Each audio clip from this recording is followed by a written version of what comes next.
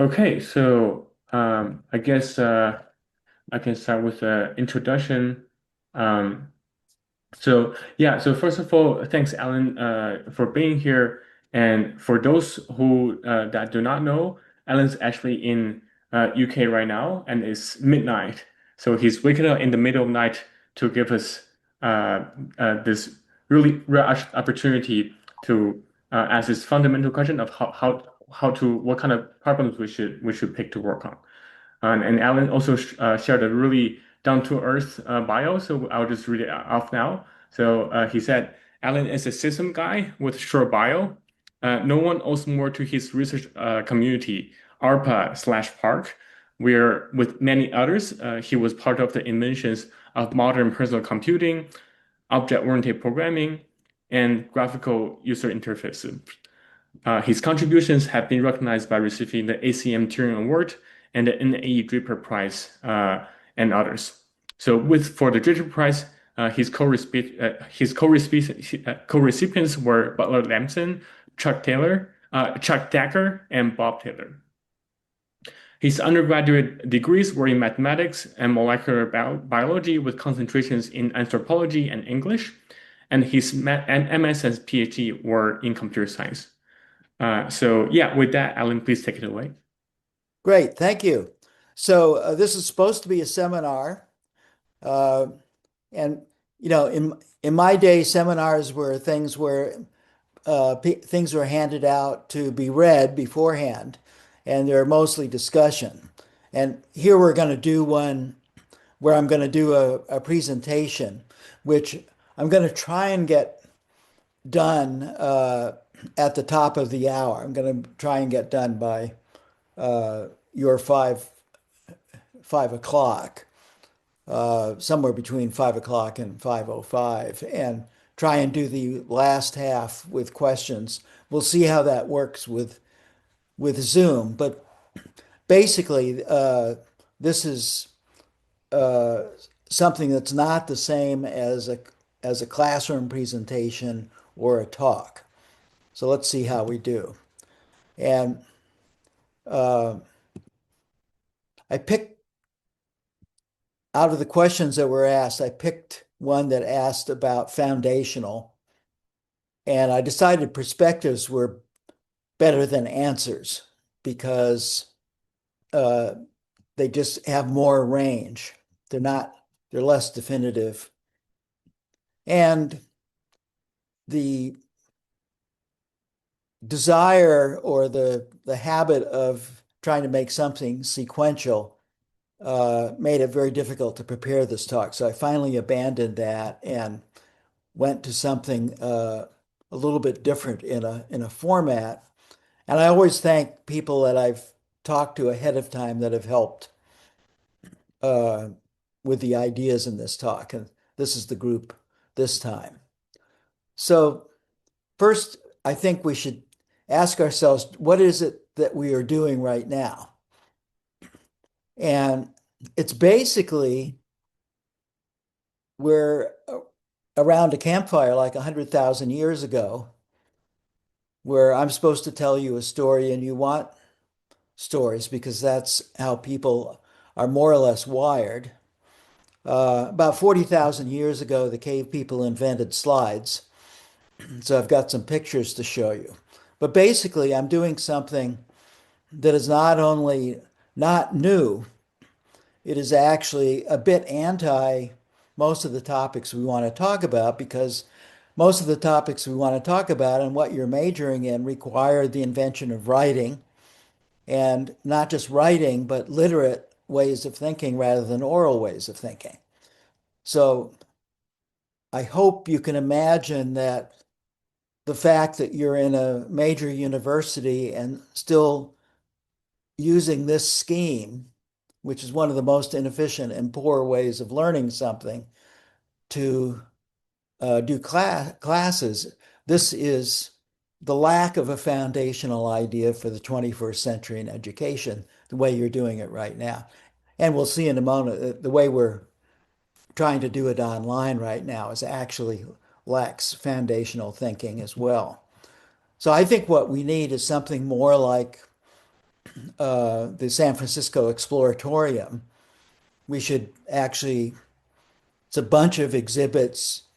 There isn't a particular route through it. And Frank Oppenheimer, who created the Exploratorium, was a friend of mine. And uh, the funders complained that he hadn't, what he'd done was kind of a, instead of a science museum, was something where kids ran around and break things because the exhibits are hands-on. And he said, well, you don't understand it. It isn't a science museum. Before you can actually learn science, you have to learn that the world is not what it seems, and everybody's inner reality is different. So I've made 500 different exhibits that all teach the same thing. And if a child runs into the exhibit that gets them to realize that the world of appearances is too distracting, it's not the world we want to pay attention to, then that is what uh, my purpose has been served there. So that's what we need here. We need something where we need to draw on a bunch of random examples about foundational to try and understand what it means. And we need to touch a few fireflies. And I'm using the metaphor of fireflies to refer back to a story about Einstein when he was 5 years old and recovering from a cold. And to keep him amused, his father gave him a compass to play with. And Einstein had a really interesting reaction to it, which was he remembered later in life his thought when he was 5 is there's something behind things, something deeply hidden. So there's this faint shadow behind the compass, and that's what Einstein was paying attention to. And that's where the fireflies are. The world of appearances makes it very difficult to think foundationally. And so you have to get to the fireflies. And one overly simple way of thinking of science is that it looks for the fireflies and tries to make t-shirts from them. And my old mentor, Jerome Brunner, who was one of the founders of cognitive psychology, used to say, most people go to school to make familiar what is strange, but he felt his job as a teacher was to make the familiar strange again. So his basically approach is the thing that most people are have most difficulty with are things they've gotten used to, and they cannot see beyond their appearances. They've been baked into their habits. So here's a foundational guy from way back. And what was interesting about him was besides things that he did that led to much of our modern computational framework for personal computing today was that he was a deep thinker. He understood what lay behind much of this technology. And here's one of his things in this proposal in 1962. So back then that they didn't have pointing devices except a light pen, but here's a way of using a light pen on a big screen. And he envisioned the this as what could we do to augment what this person is trying to do using an enormous cathode ray tube and a pointing device. And behind his concrete proposal was a great desire he had to improve the human situation. And this is something that's worthwhile thinking about as a motivator for seeking out the foundational.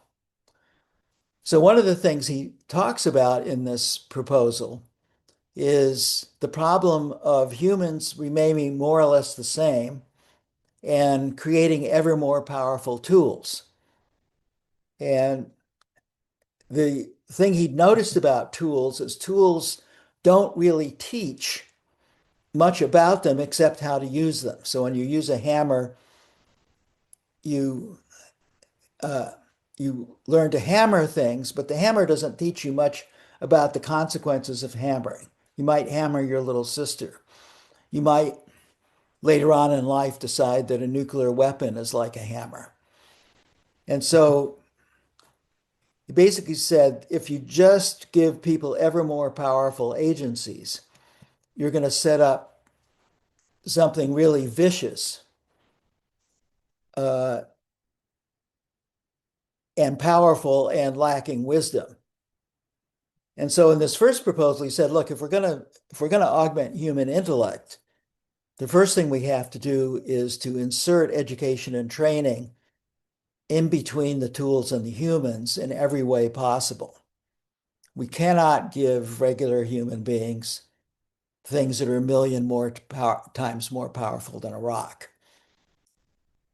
And if we do that, we're not going to get a perfect human, but we might get one that pauses more often to think about the consequence of their action, and we absolutely need that. And if we do that, then we might be able to take modern methods and modern ways of representing ideas and uh, make them part of this five-part system that consists of an augmented human. And he also pointed out that most important things that humans do are done in groups. And so you have to apply these ideas to groups of people working together. The group has to be augmented in the same way as the individuals are. And it will be a very complicated problem. But the most important foundational problem to solve is how to get people to collaborate uh, with these more powerful tools so that the sum of the parts is more powerful than of an ordinary human being and a singly augmented human being. And in fact, this system that they built was so useful that they used it even when they had group meetings because it was organizing their ideas in ways that they didn't want to just have oral exchanges about or bull sessions about without the help of this thing now being used kind of like a super blackboard. And here's an example of uh, something else that they added in.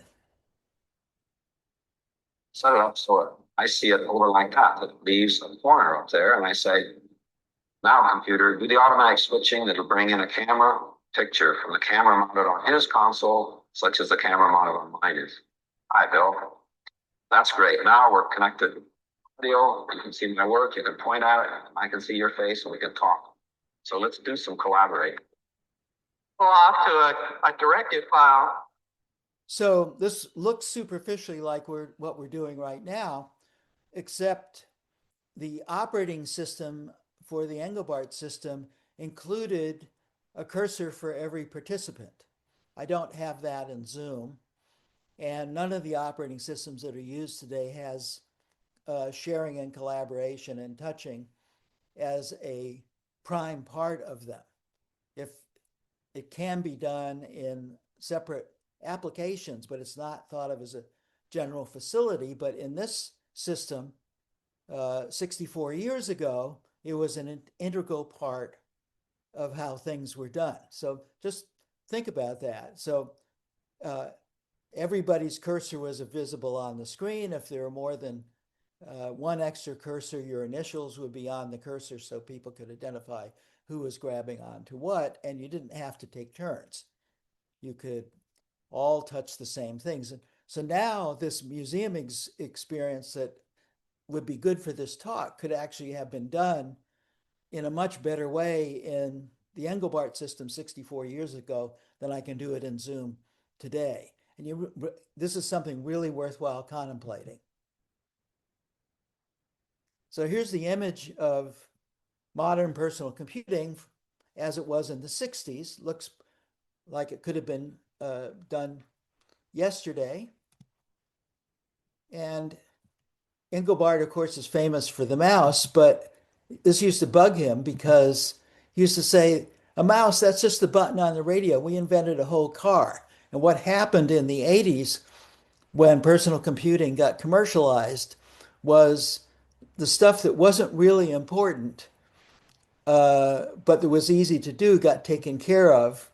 And the larger set of ideas were not taken up by commercial businesses because they felt they were too hard to do, even though a lot of them had been demoed in the 60s. So this is the thing to think about with foundational ideas. If they're really good, the they're not going to be commercially viable right away because they're going to require some learning, and marketing people want to sell things without requiring learning. And so they take something that is, essentially a dial tone. So humans are kind of a low pass filter for ideas. It's the way to think of it. And you really have to do something if you want to wind up with something more than a dial tone at the end of it.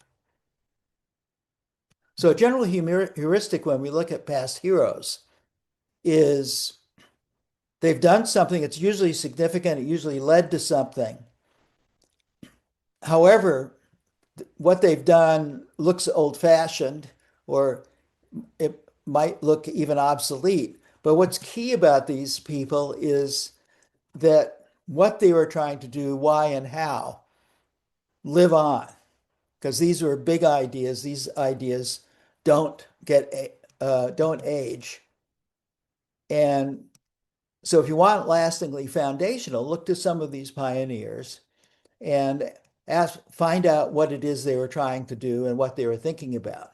Most of them were much better thinkers than most people in computing today. So staying in 1962, here's a computer the size of a building, the TX2 at Lincoln Labs at 3 o'clock in the morning. And down the end of this corridor is a grad student by the name of Ivan Sutherland. And it looks like he's drawing on the screen. The screen only plots single points. So everything it can make that's more than a single point is done by software. And we get a chance to see what it is. For instance, this started out to do drafting more conveniently than paper. But Ivan soon discovered because you have a computer, you can do something rather more than a T-square. Notice he drew a sketch in there and he told it to make the lines either horizontal or vertical, and Sketchpad solved that problem for him. So this first interactive graphic systems ever also included goal-oriented uh, uh, programming. So here he's using the vertical lines as guidelines to make these dashes. Now he's going to make the guidelines invisible. So now he's got a hole in the flange. Notice this window clips, and the canvas he's drawing on is about a third of a mile on a side. So this will hold a lot of stuff. And he decides he wants a rivet. And take a look at this. So he sketches out a rivet, and this is the center of the circle is going to lie on both of those lines.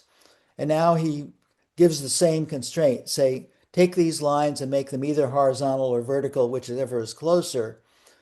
And that drags the center lines and drags the center of the arc and makes the rivet symmetrical. And here we've got an instance of the rivet.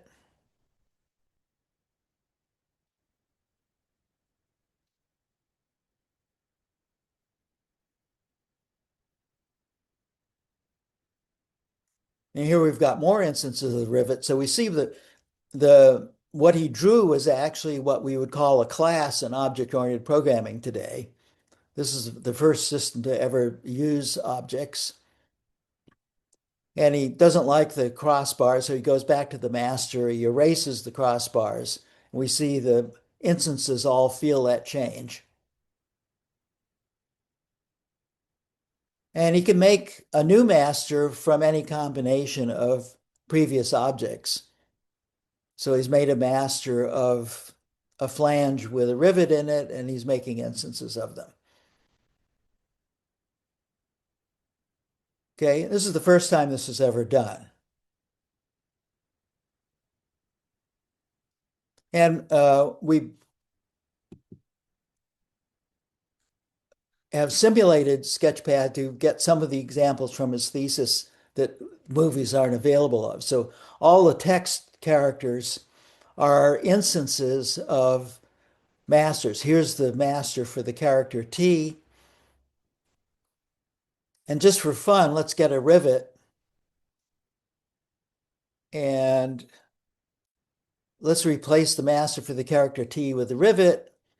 And we see that all the instances of T are now look like this. And let's take a look at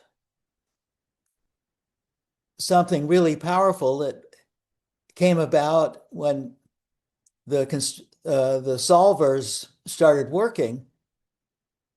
Ivan realized, oh, you can take a bridge, and here's these instances of the characters being used to label the stresses and strains on the truss bridge. Here are anchor. We're going to anchor the ends of the bridge.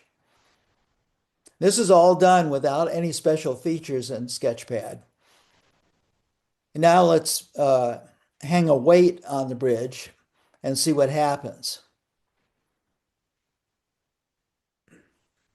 Okay, and so Sketchpad is showing us the tensions and compressions that cause the bridge to become stable.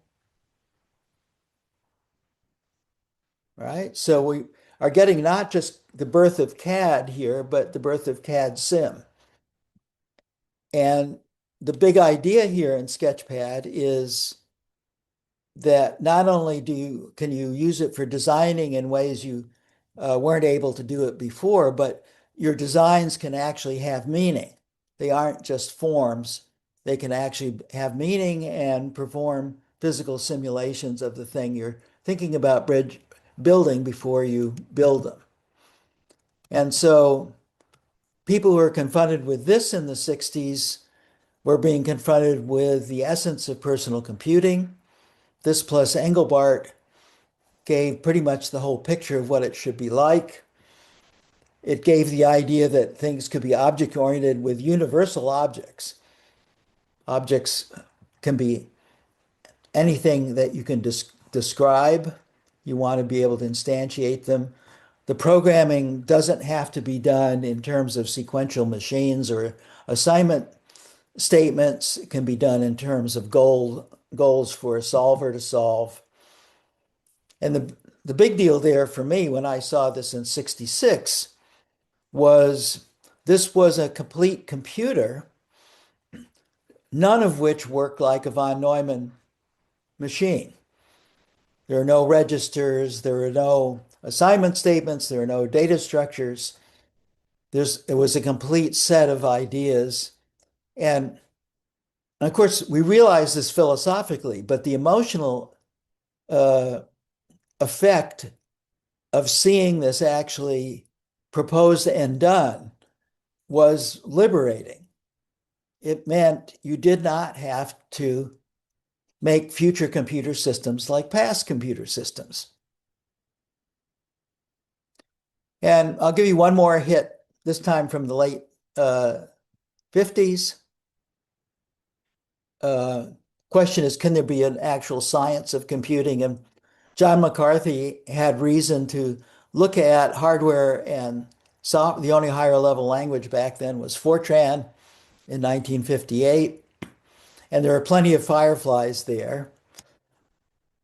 And he was basically one of the first real computer scientists. And so his urge was to make a t-shirt of the mathematics of what he thought the fireflies were telling him. And what was interesting about this t-shirt is it was much more expressive than the hardware he was looking at and much more expressive than the Fortran language. It was wound up being a superset of most of the important ideas in computing on in a few lines of mathematics. And of course, this is still mathematics, but it had fireflies of its own. And one of my heroes, Steve Russell, looked at it and he said, Steve Russell is the guy who invented the game called Space War. He was at MIT and he looked at it and said, that's a program. If I implement it, we'll have a running system. And John McCarthy said, well, he did and we did. And all of a sudden, you didn't have just a set of claims in mathematics. You had running mathematics that could be debugged, and you could make more things in and produce more fireflies. So to me, this is a complete break from the way most people were thinking about computers. And in fact, it's a complete break from the way most people think about computers and software today. The shame of this is that this approach is not nearly well understood enough or taught strongly enough to have much of a factor today. But it's an extremely powerful way of doing things. So the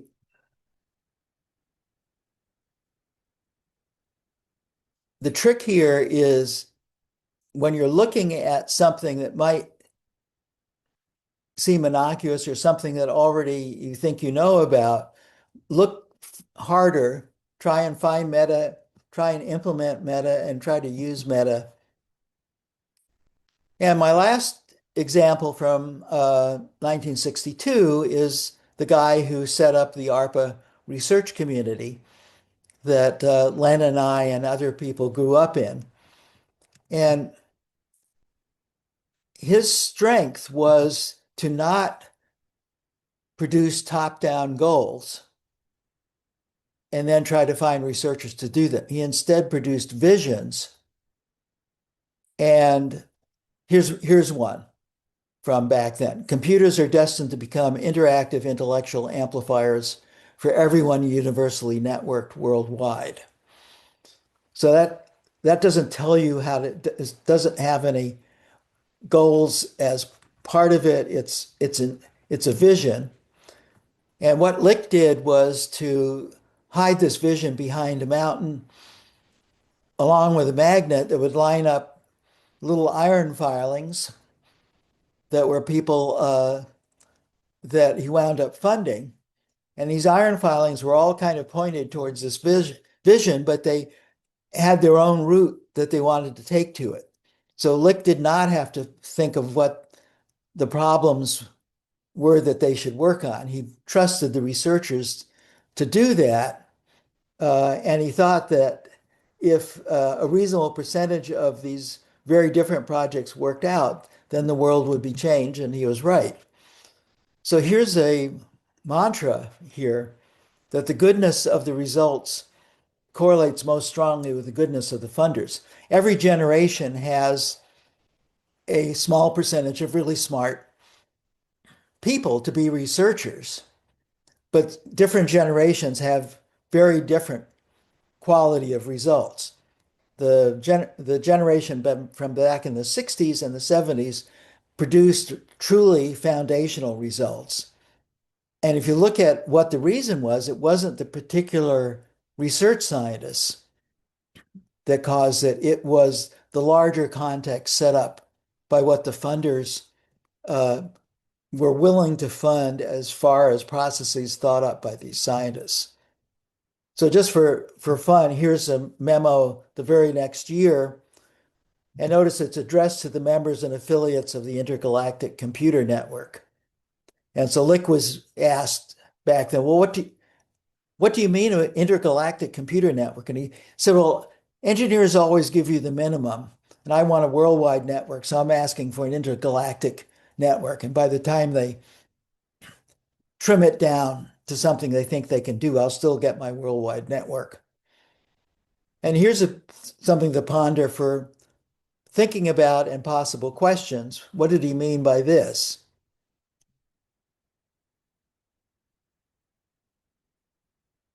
Okay, so here's a context slide. Starts in 1970 when the Intel 1103 came in, so it was 1,000 bits on a chip, and we've had a factor of a billion since then. And if you go back to when uh, integrated circuits were invented in the late 50s, we've seen an increase of 1 trillion. So it's uh, quite a bit. And all of the examples I've given you so far of foundational thinking are on either side of 1960. And my prejudices were formed starting around 1962, and I was already 40 by 1980. So you're listening to uh, ideas put forth by somebody who is vastly in your past and vastly removed from the degrees of scaling that have happened. But I can still ask, hey, Moore's law happened for hardware. What happened to software? Software has gotten worse and worse because software hasn't changed much in its basic concepts from the late 60s. Most of the language, like uh, C++ is basically like Simula, which was in the 60s, and Java is essentially Simula with a garbage collector. And so a lot of the software that's been done has not kept pace. And this has produced some really difficult, I would say, foundational problems. And so you have to ask yourself right now, you as PhD students, why aren't you working on advanced programming design, language designs that take into account some of this incredible scaling, which is getting ever more difficult to deal with? Why aren't you doing operating systems at UCLA? Just because commercial interests have fastened on operating systems, it doesn't mean that they're the be all and end all. They're terribly obsolete and causing great problems. Why aren't you working on them? And here's just a look back is that my undergrad studies turned out to be much more useful for dealing what I wound up doing in the late 60s and 70s than my PhD. And that is because my undergrad studies were outside of computing and were not tied to what computing was doing at the particular time. Okay, here's another context slide. So here's Palo Alto basically around 1971. Here's where Park was, and here's the second building at Park. And I was a year out from my PhD. You're going to be a year out from your PhD pretty soon. My salary there was $22,000. And I looked around for a house that was within biking distance. And so there it was. And it was conveniently near the Gun High School tennis courts on a bike route to Park. That house cost twice my salary.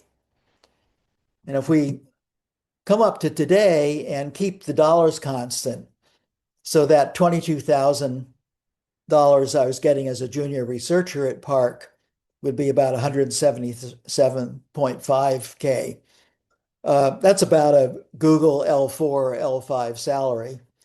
But this very same house, I just checked it, will cost you a little over 4 million bucks today. And that is a factor of 11 and a half over inflation. That means that the way Park was set up was not possible today. And it means that most people who are going to college today are quite naturally trying to think about how can they make money rather than making progress. And I think you have to take this into account. I don't even know what it means to have a house cost, a factor of 23, what the salary is. This is a long tunnel that you're looking at, and I'm sorry things turned out that way. Okay, so got a few more minutes here. Let's go back to ideas. So if we think of ideas as being made out of matter, they're not penetratable, they're standoffish, they're too categorical. What we want is for ideas to be more like radiation. We want to be able to use superposition so we can have ideas not fighting each other, but being able to see at the same time. And our little fireflies are going to be much easier to find in there. And that's the t-shirt for this talk. And remember, whenever you give a word to something, our language treats nouns as being rather hard things. They're really express categories of things that are thought to be covered by that noun. And they're really not a very good way of trying to make concepts. You're much better off with descriptive processes and relationships when you're pondering things. Okay, so here's a good book to read about creation of ideas by Arthur Koestler. And I've adapted this to make this slide. So the basic idea is the pink plane here is common sense. And in this common sense world, everything is pink, but it has the illusion of thought because we can uh, think about things. We can run into an obstacle. We can get around the obstacle. We can backtrack and so forth.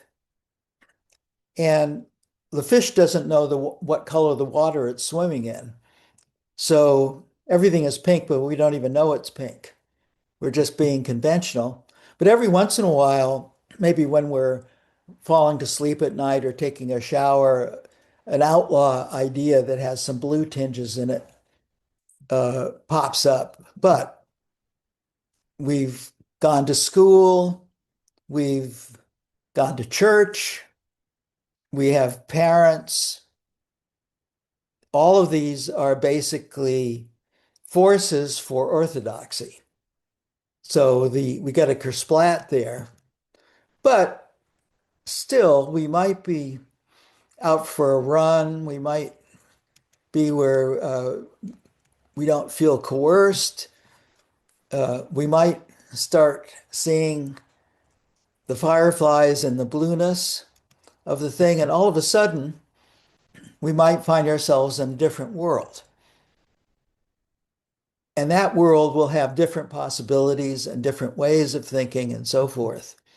And Kessler says, well, there are three main reactions when this happens. One is if what we were thinking about was a joke, we get an explosion of laughter. If we're doing discovery, we get an aha.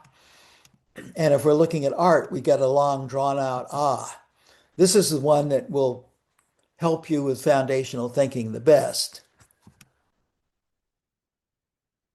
And the way to think about this more fully is to realize, oh, there's many of these. These are all different contexts that will help me think about things.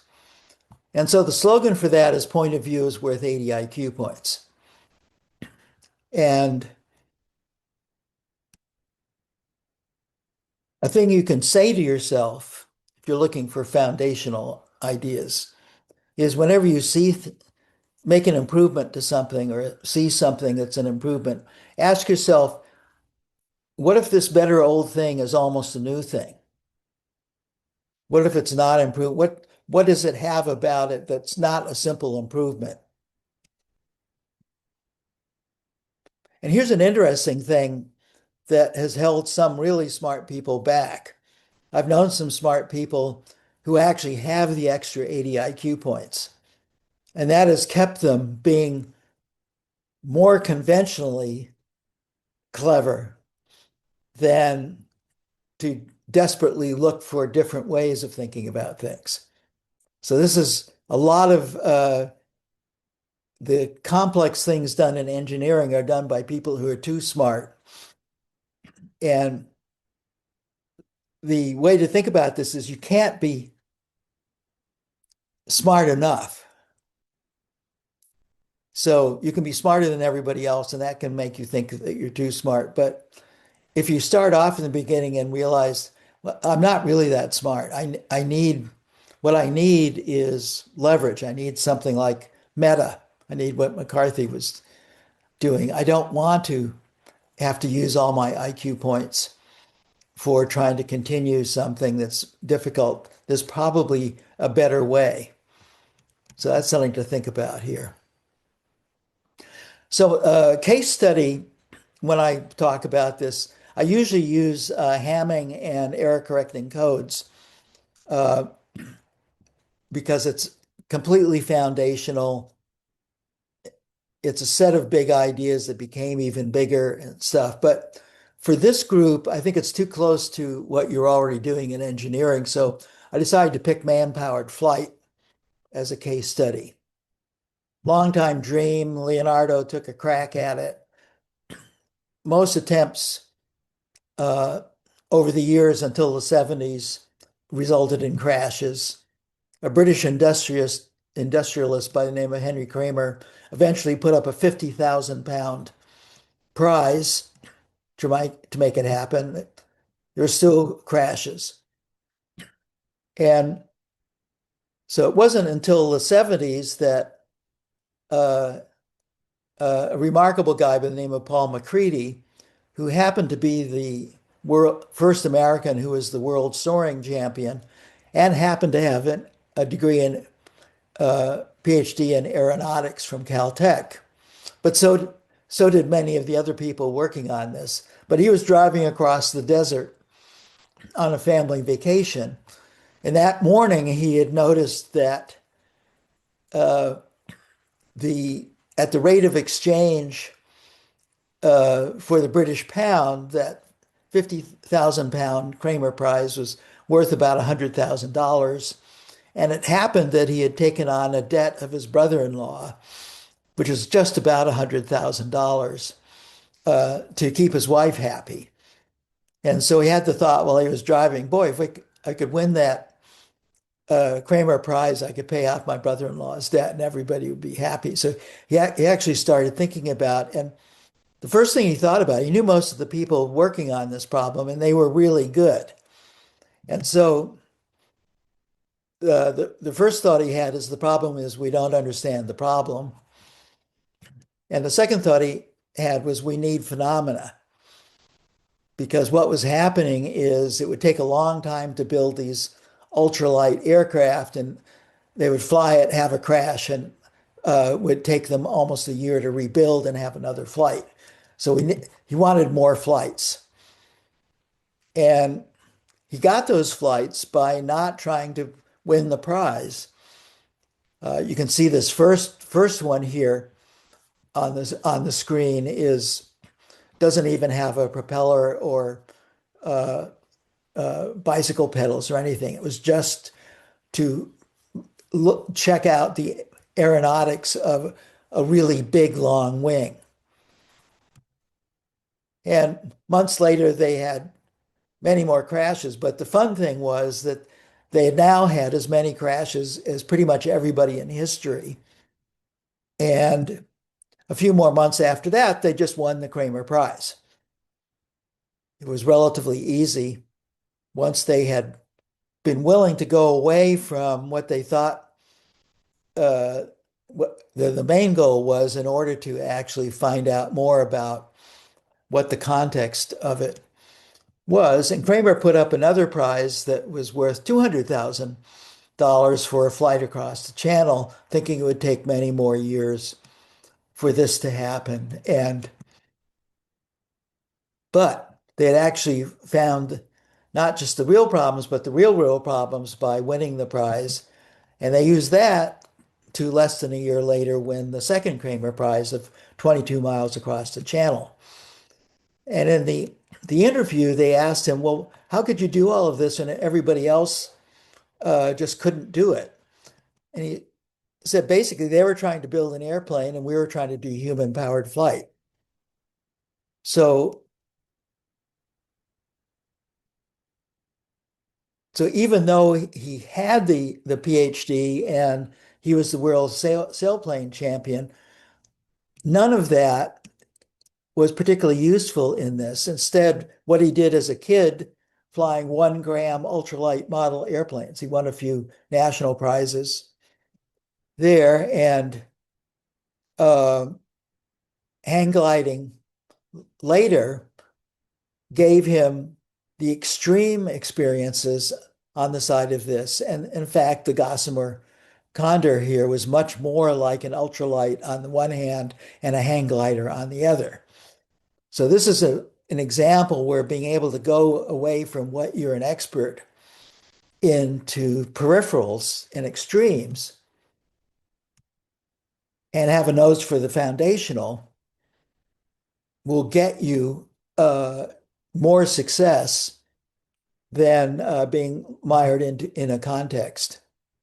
So let's continue the story here because so we had the dream, we had find real problems, engineer it, and win the 2 prizes uh, by find the real problems to get across the channel.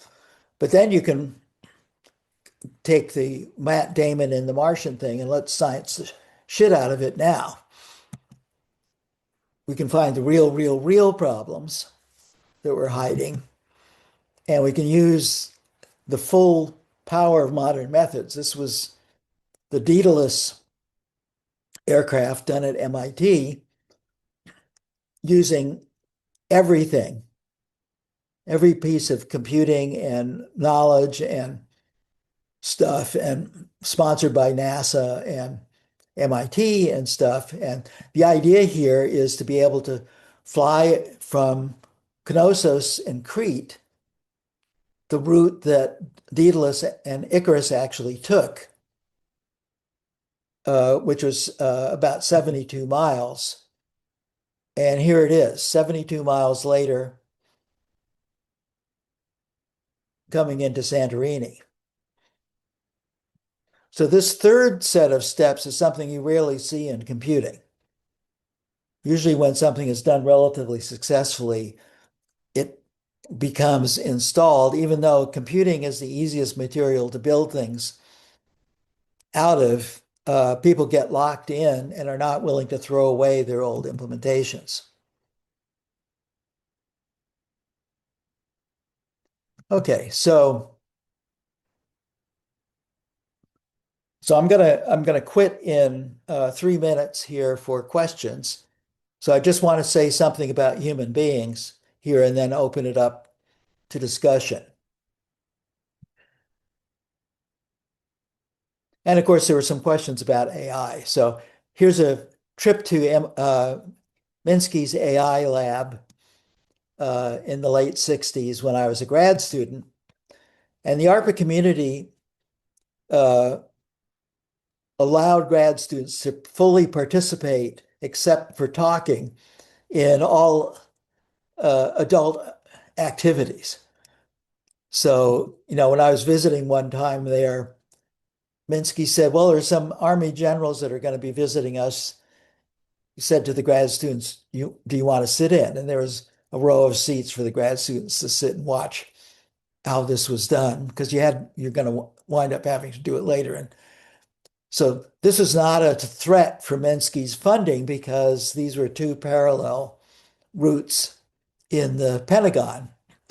But the big general here said, "Well, where are our robots and smart tanks?" And they were actually working on stacking kids blocks and doing a little bit of integration, symbolic integration. And Minsky knew better to tell them that. So he said, "Well, in a couple of years, maybe we can do a robot dog." And General Snafu over here said, "We already have millions of human robots. We draft and train ordinary soldiers to do whatever we tell them." And General Mumble said, "We need artificial superhuman intelligence. We can make ordinary robots out of flesh. We need something much, much better." And my thought from the peanut gallery over here was first, well, what about safety? And then my second thought was, well, we've already made one. We've already made an artificial superhuman intelligence. And I hope somebody asks me or figures out what it is that we'd already made. I'm going to leave that for the question and answer. And here's the problem. So Shakespeare in Midsummer Night's Dreams wrote a line for Puck, "What fools these mortals be." And he wrote that line knowing it was going to be delivered in the Globe Theater in front of an audience who, because they liked the theater, they were easily fooled, they wanted to be fooled, they were paying to be fooled. And Shakespeare was explaining to them that they were fools and they loved it. We are really easy to fool. So this could be a magic show or a political rally, could be this talk. You have no idea how much I'm fooling you or not here. And in order to understand what's going on here, we need to extract an audience member here and ask ourselves what is really going on. And as far as outside him, what's going on are just fluctuations of photons and pressures. There's nothing going on out there except really simple signals. So everything he thinks is going on in the stage, he has to synthesize in his own mind, right? It's actually going on in here, and everybody in the audience is synthesizing a slightly different version of this. And this is why you never want to have a jury trial with witnesses, because everybody is not actually remembering reality. They had to create a version of it in order to see it, think they were seeing it at all. Another Shakespeare line. So actually, we're living in a waking hallucinatory dream. And in the 60s, there were things called isolation tanks where you could experience it. They would stop up your ears, and it was a blood temperature salt solution that floated you in the thing, and they closed the lid on the thing. And so there are no sensations at all. And after about 10 minutes of it, you start hallucinating it's basically like an LSD trip while you're awake. Everybody should try this. So here's a really good example of a simple explanation helping us understand what's going on. So in this book, which I think all of you should read, is an attempt to explain some of the way our minds work. And Kahneman does it by saying, look, I'm going to make up some fictions. I'm going to treat everything in our brain, no matter where it is or how it came about, that deals with fast reactions, as something I'm going to call system one. And I'm going to treat everything else in the brain that does slow pondering. I'm going to call it system two, and that's all I'm going to do. I'm not going to look at anything more, and let's see what we can do with that. And so and these are almost like two separate brains. And both of them are detecting on stage that somebody is getting killed. So this is exciting. And the fast thinker is reacting as though it's real because it's like a modern day AI. It really doesn't understand the world. It's a fast pattern matcher and reactor. And the slow thinker is thinking this is just a play. But for example, Titus Andronicus is a Shakespeare play in which 14 people get killed and more tortured in a grisly fashion. And when they ran it in this very same theater about 10 years ago, more than 200 people over the run fainted by what they were seeing on this obviously fake stage of a fake play. And the reason is that the fast part of our thinking overrides, in many cases, the slower, calmer part. So this is why we're so easy to fool. And this is probably the most important sentence of my talk. So I wanted to get to at least to this part. And this is my last slide that I'll use here before we open the discussion. What happened when we brought television in? One of the interesting things was a show called All in the Family, which was about a bigot. It was incredibly popular. And to the extent where they looked at the demographics of the people who liked it, and they discovered that it was popular with liberals who could see it as the satire it was, but it was also incredibly popular with bigots who didn't see it as a satire. They saw Archie Bunker as a hero. And so it appealed to both sides and it ran for many years as a big hit. And that led to the idea of reality television, which brings into every American living room people that most people previously thought were detestable and essentially normalized their bad behavior uh, uh, as something that they gradually got used to. So McLuhan pointed out with the Industrial Revolution, you're not importing a little movie theater into a home for a few hours a week. You're actually bringing in a new culture directly into your living room for many hours a day. And it's going to renormalize what human beings think of as normal and acceptable behavior. And this is why it doesn't actually matter whether AI is done well or badly.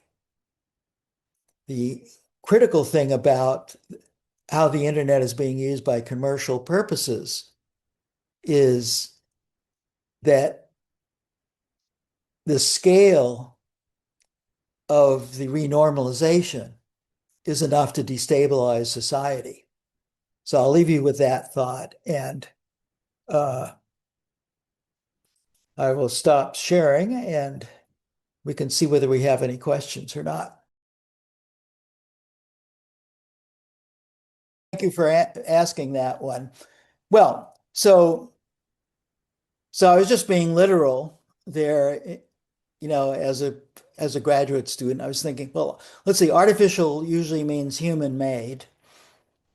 It's something constructed. It's a construction design what is human made that is more intelligent and capable than human beings, right?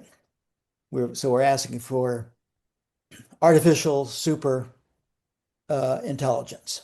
That's what the general was asking for. And my thought was, well, we already have it. It's called science. If you could just open your uniformed eyes and see that science is a construction, it is smarter than any individual scientist. It knows more than any individual scientist. It's done more than any individual scientist. And but the military doesn't like it because, and they wouldn't like the superintelligence they're asking for because it competes in a in a way that they don't like. So they already had it and they weren't using it was the reaction that I had back then. Yeah, so I feel the same way. And so there's another perspective on if you want to learn how to fly, build an airplane, and we can fly faster than anybody. We can beat any human in a race and stuff. And what the man-powered flight thing was all about was reinventing romance. And this is something that every musician understands because there's a point that you can take musical instruments to that you're not really playing them anymore. You're just influencing them. And what's important about music starts leaving the room. You're producing stuff that other people might consider to be musical, but the musical instrument is doing too much for you, and it takes it out of what you might call the heartwarming aspects.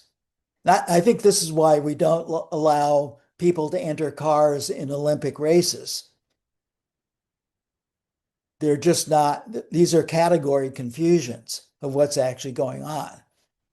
If the goal is to win a race, enter a car. But if the goal is to express what it means to be human and using your body, then let just humans do it. These are two different things to me. So that's what I would say.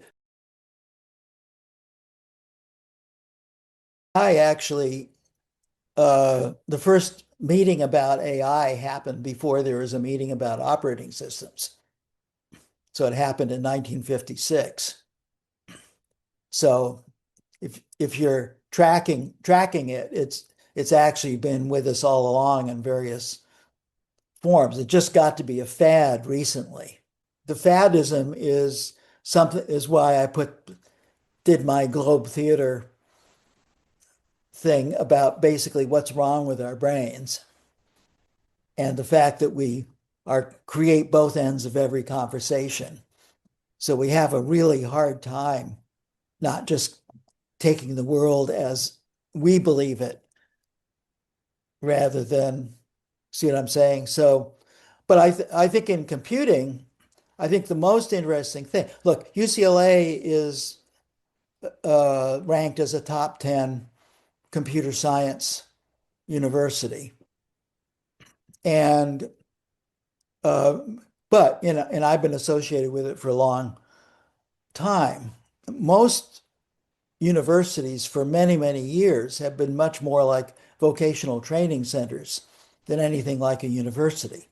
So I'm on Eli's side here, that there's actually stuff to learn about that is not connected in any important way with maintaining legacy systems in business. Most, especially undergraduates, are pointed towards getting jobs in business. And so, like, I don't know whether the first language to learn at UCLA is still C++. Well, do I have to say anything more? C++ has essentially nothing to do with computer science. And learning a standard operating system has nothing to do with computer science. It's what business uses, but it has nothing to do with, so if you change the context to US infrastructure, there are a whole bunch of bridges in the United States, like 50 or 100,000 bridges that are falling down, or that need terrible maintenance. And so you can actually eventually we'll be able to get jobs fixing those bridges, and you can learn about how those bridges were made and stuff like that. But it has nothing to do with the science of bridges or inventing better bridges. It's a different, it's not that you want to choose one over the other. You have to be able to choose both and decide how you're going to allocate things. And I think the terrible thing was when universities, I remember when mighty Stanford decided to go from a really interesting programming language as its first language to one that was standard in industry for its introduction. Wasn't C++, but it was something similar. And that was pushed by the provost of Stanford because they viewed Stanford as being a business, and the students were the customers. And when you're in a business, the customer is always right. Whereas in a real university, the customer is always wrong. The whole reason somebody goes to a university is because they don't know enough. The part of the university is to help them find their way. You shouldn't go to a university with a goal to become a bridge fitter or something like that. There are other places to do that. So I think the confusion of what a computer science department should be, and like most universities, uh, switched over from basically trying to weed out students who didn't care enough to retaining students at all costs. Because they were, as a business, they wanted to have as many customers paying tuition as possible.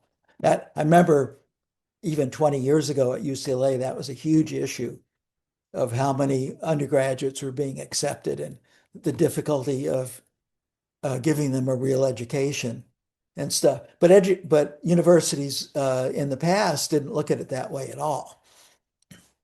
They looked at it as, you know, we're, we have a well worked over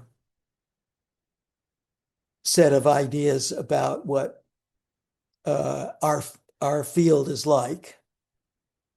And when you come here, you're coming here not, you may have your own goals, but if we're successful, we're going to show you so many things that you're going to wind up going out with a different goal.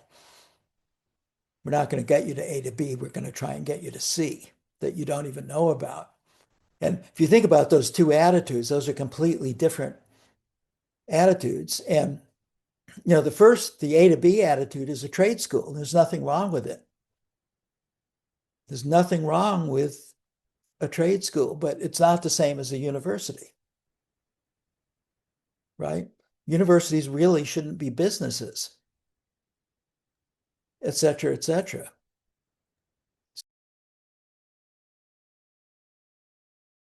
Somebody once asked me why I thought, why there was more progress a long time ago, and like why were the 60s so fruitful? And one of my answers was, well, nobody who was working there had a computer science degree as an undergraduate degree. There weren't any. And so pretty much everybody who was research, Len was one of them back then. Pretty much everybody had math degrees, serious math degrees, serious electrical engineering degrees, serious physics degrees. And when you get preparation in an established field, it provides you with a bullshit detector for one that's just starting out.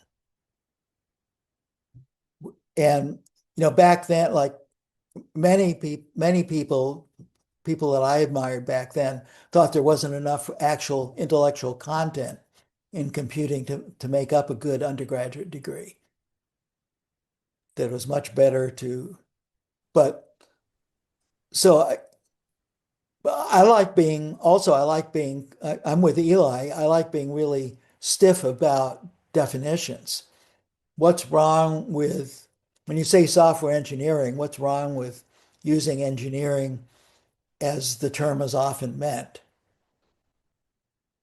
right? It's a whole different ball game than what software engineering is almost an oxymoron. There's hardly anything like that resembles engineering, and you can't even tell unless you've taken some engineering courses. And computer science is not very much like the rest of the sciences. That's why I gave the example of McCarthy because it's an interesting one where he basically tried to represent.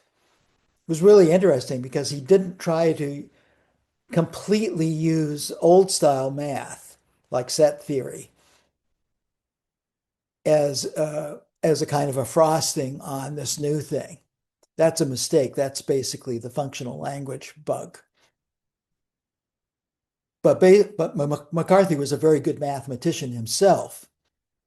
And so what he did was he tried to take what he thought was the actual interesting foundational phenomena of computing and represent it using an invented form of mathematics, which is a kind of modal logic that he had to make up in order to do the thing, and something that allowed it to be run on. So this is an interesting area where, for me it was revelational as a graduate student because I had a undergraduate math degree, and it was really interesting. And I worked my way through college as a programmer. And I knew I didn't know anything about computing. I was just a programmer.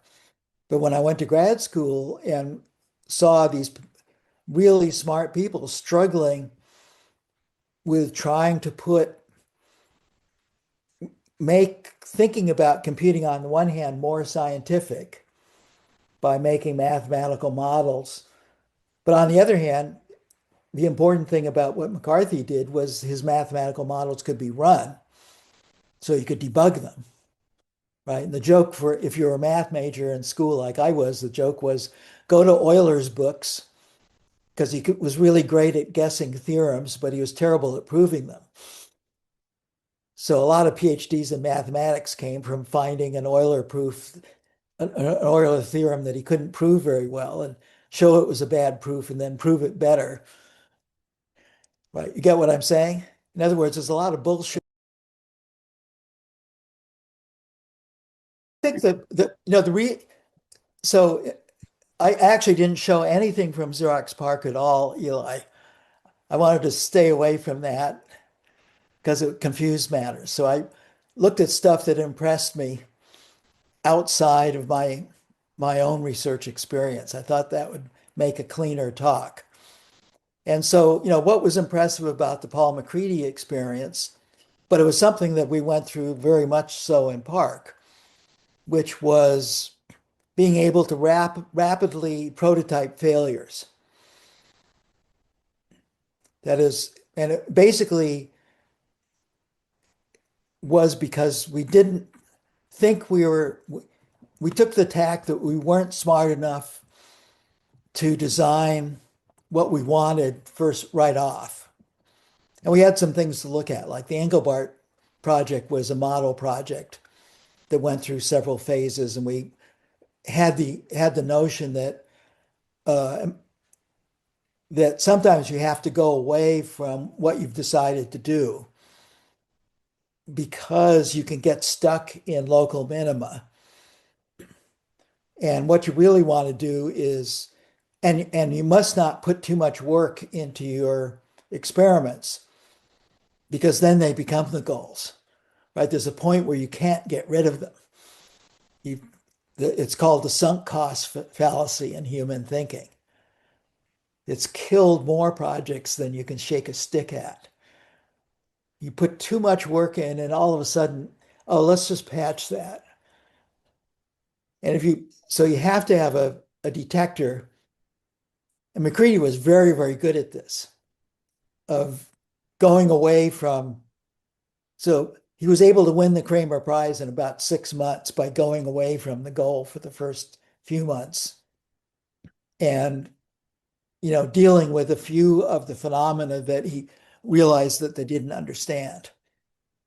And, and they had and they had crashes, but there was nothing fancy about the plane. So the vehicles that they designed could just be fixed with Scotch tape and literally piano wire. So they could just patch them up, have a crash, patch them up and stuff. And so, in our experience at Park, we made a system that you never had to stop in order to debug. It was all late bound. And it was very difficult to crash. It would just set any error apart as a suspended process and let you keep on going. And the debugger was good enough to debug the kernel while it was running. And that made all the difference because we really didn't know what we were doing. But we did the light binding part well enough to actually find out what we should be debugging, right? And I think that is a really interesting way of thinking about doing things. And a lot of the successful projects that I think are foundational in computing have taken that tactic. And also, as Len pointed out, have also taken the thing of not being satisfied with just something that works, of not saying, okay, now we're done. That's that's the view of what are called instrumental reasoners. Instrumental reasoners are people who are goal oriented and they're happy when they finish. It's like you can it, a lot of software people, especially hacker types, are happy when it runs at all. They don't give a shit whether it's safe, whether it's gonna what it's gonna do. They just have and Len can tell you that the interesting transition in the 60s, in the very beginning of the 60s, like 1960, the what was talked about in computing was just algorithmic. And the 60s, what happened was actually Len was one of the first. Uh, what happened because people wanted to do time sharing systems. So all of a sudden, you had multiple users. You didn't want to walk on what they were doing. Protection mechanisms started getting invented. They weren't provided by the manufacturers. Mostly the early ones were done by universities. Manufacturers were way behind on this thing, and stuff was homegrown. And so I look at the 60s as an evolution where the sensibilities, by the time I went to grad school in the mid 60s, uh, it was about half and half algorithmic versus building systems. And the latter part of the 60s was really about systems. So we had the ARPANET, we had Butler Lamson and the SES 940, and it was just a completely different. And if you're a systems person, your first thought is not whether it works. Your first thought is this going to be stable? Is it safe? Is it fragile? It's like the ninth thing on the list is it doing what I wanted it to do? And it's just a completely different mind. It's one of these different planes. It's a different mindset. And I think it would be good to get that mindset back because I think if the large theme of the 20th century was progress, then the large theme of the 21st century has to be safety. Forget about whether something works or not.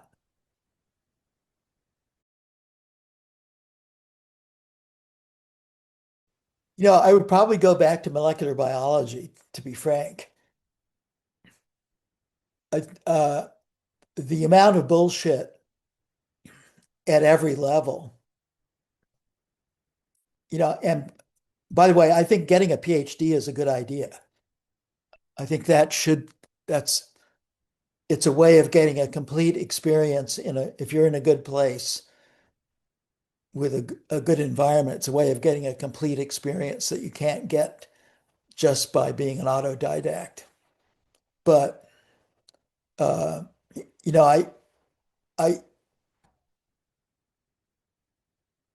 there's basically, universities should be the keepers of the flame, but basically I blame the commercialization that happened in the 80s that essentially overwhelmed pretty much everything. And the adoption of the 8-bit micros and the software you could do on those held back for produced a lot of bad de facto standards and held back better things that were done in research institutions in the 60s and 70s. There was a complete change when if the 8-bit micros had not been done, then something very different would have appeared because the better ideas existed, but they were waiting for Moore's law to catch up with them. And when Moore's law caught up, nobody uh, adopted the better old ideas. So because it was all about money and selling and basically selling to an unsophisticated audience. So I think that was a real problem. And it's kind of like trying to hold back the tide with a fork. I don't know whether I thought universities could do a better job, but universities where there's a book called Imposters in the Temple, if you want to read about it, about what the baby boom did to American universities, of having this immense, much larger group of students to take care of, and how the universities adjusted to it by adjusting various things downward. Like even in uh, publish or perish, something like 10,000 journals were produced via the baby boomer movement in universities just to provide places to publish faculty papers, right? And where are you going to get your reviewers from?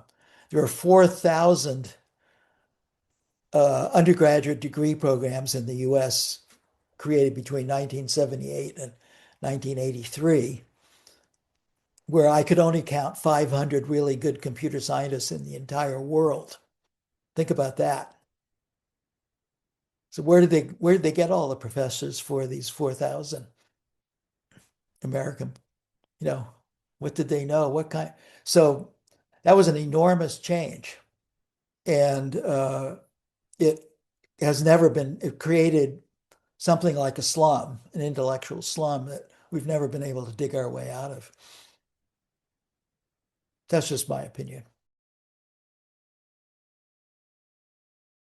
Yes, I've been reading complaints from, you know, older established fields about the inability, because if you look, somebody asks, what is science? And so one argument could be, well, it's about looking at phenomena and I'm building models and stuff. But for my money, the science that we think of as science today, or should be thinking of science today, happened here in England in the middle of the 17th century when the Royal Society was set up, because it was not just about getting together and exchanging papers. In their charter, they said our official charter is to have people who did not produce the ideas check out the ideas. So the motto of the Royal Society is nullius in verbum, which, if you know Latin, means take nobody's word for it. And if once you give that up, you start slipping. You're worrying about whether there's enough people uh, without enough confirmation bias. When I was studying molecular biology, I had a professor who told us, beware, you always find what you're looking for. Because everybody loves their own theories, right? And so if you don't have a system that's set up to vet the theories, not done by you, you're starting to slip from being what actually makes science different from just another religion. So, keep on talking because once you go, I have to go. And you could, here's an argument. Uh, the both Moore's law and the internet were intended to produce extreme scalings of like 9 or 10 or 11 orders of magnitude. And you have to say the internet is probably the most successfully scaled artifact on the planet. It's not the thing that crashes. What crashes is bad software inside the machines that the internet is connected. The internet was done by pros. It was really everything about it was exemplary as far as I'm concerned. Um, but I think a big problem in computing is humans in general don't have any feeling for scale, and it's hard to find examples. On the other hand, if you have a molecular biology degree, like I also have, Ooh. what goes on inside of a single mitochondria would boggle any computer person's mind. A single human being has 10 trillion cells of their own and another 90 trillion cells that don't have their DNA. Think about that. There are 22,000 species of non-cell, your DNA cells inside your body right now. Some of them are trying to help you, some of them are trying to eat you. Most of them are not even known what they do. So if you get grounded in something like molecular biology, a computer system is thinkable. You can't use all the reasons that my molecular biology works to build a computer system. But a computer system is a really complex computer system is thinkable, and uh, it provides some perspectives to think about complexity, whereas expanding out from the messes that we've made in computing makes it really hard to think about the actual complexities that are there. So this is why I said in the one slide I showed that uh, people that I wound, in my own history, which I didn't talk about in this talk, the things that actually worked the best for me were like my math major, my molecular biology degree, my anthropology minor. It's a heavy duty minor. Anthropology was enormous in the GUI stuff. So there's, Alan, don't forget the book a day you read. That added a lot. well, Sorry. yeah, that it helps. Yeah, yeah. The reason is because most books are not, most ideas are mediocre down to bad. Most books are mediocre down to bad. So you have to read a lot to get enough nuggets to build something from. And I don't know any other way of doing it because books are individual things that you respond to. And so just because somebody else recommended a book they like doesn't mean it's going to, this is like the exploratorium thing. You, you want the exhibit to match up to the personality, and so reading a lot until you find something that, starts getting deeper into your head is such a big deal. And it's one of the great feelings of there is when you realize you didn't understand something and now you understand something more and different about it a little bit better. It's just it's like when the right chord in a musical piece comes along. If you're in the mood for it, it's going to be life changing. So, and I think that's the advice I hope I gave in this talk is, you know, find a museum of foundational things and look at the ones that really appeal to you and then try to understand why they work. Len, I must Ooh. say it's great to see you looking so great. You too, Alan. You too, Alan. Well, I'm putting Great. up a good show here, I know. I know. but I'm very invigorated by this. So thanks for inviting me. Thank you so much, Awesome. Alan, for Awesome. sharing your advice with us. Well, the so there was an interesting progression historically that didn't didn't get through the IBM barrier successfully. But in the early 60s, there was a hardware machine called the B5000, and it was produced by Burroughs. It had multiple CPUs those days, which pretty much nobody else had because they didn't have any way of protecting computations back then. And um, what was interesting about it was that it directly, what we call today a bytecode interpreter, a bytecode virtual machine, that was the hardware of the B5000 because it was built because ALGOL had gotten defined. And the B5000 people didn't want to write any machine code at all. And so they built a machine that ran bytecodes at hardware speed. And that machine lasted for a long time, especially in Europe, because it was essentially uncrashable. It had many different features. It was one of the first machines to have a stack. It was one of the first to have automatic process switching. The protection mechanisms allowed it to have as many CPUs as you could hook onto the thing. It had many, many things, and yet there isn't a piece of hardware like it today. However, software people tend to emulate because one of the ways of getting software going on, uh, some terribly designed piece of hardware today Mhm. is to write a bytecode interpreter, which is a virtual machine for a higher level language, which is actually what we want to run on the thing.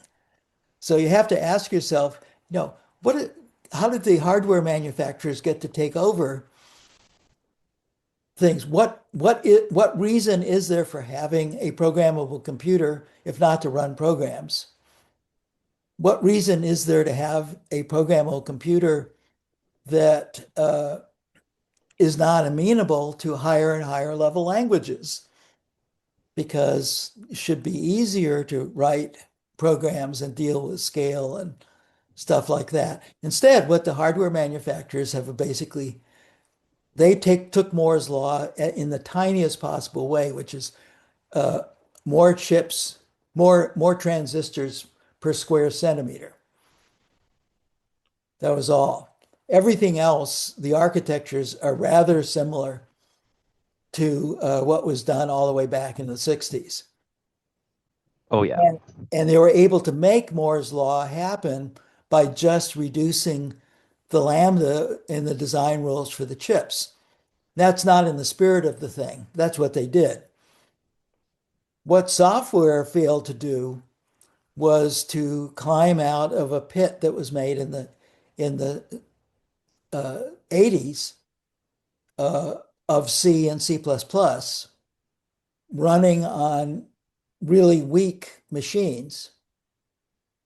And they committed what Knuth considered the primary cardinal sin in software, which is premature optimization. And that is just not the way to go about it. And they've been doing it ever since.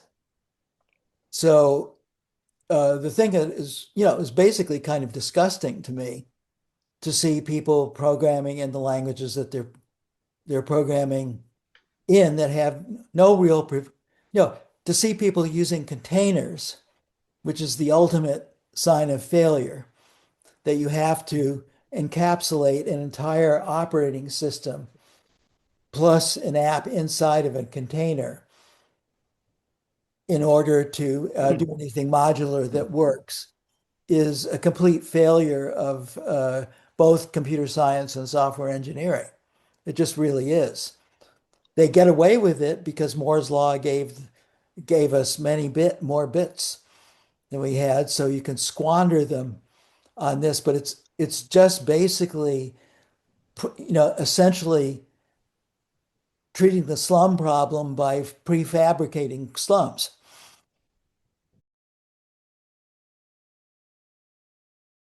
Even not Yeah. want compilers, but if there's anything the universities are good for, it should be that, because business is not going to do it. They are not going to pay the money to do it. And one of the slides I didn't show was the one where, you know, before uh, uh, like Claude, it was 3 hours of programming and 6 hours of debugging. And then after Claude, it was 5 minutes of programming and 24 hours of debugging.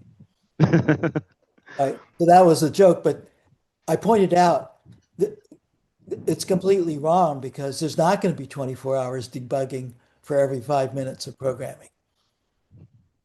There, it's there's because of the scaling is not going to there's not going to be enough human. It's like, the Yeah. Pentagon uses Claude to choose targets with the theory that humans are supposed to review the chosen targets.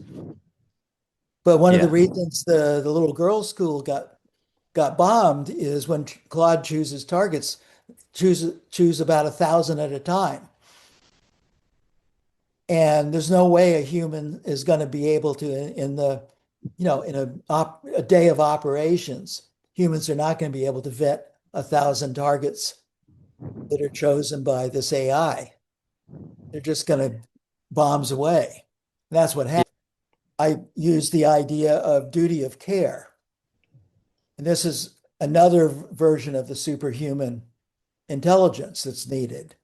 That, when we get our heart operated on, when we go to our apartment building, when we cross a bridge, we absolutely do not want the physicians and the engineers who designed these things that we're on to have normal human fallibilities.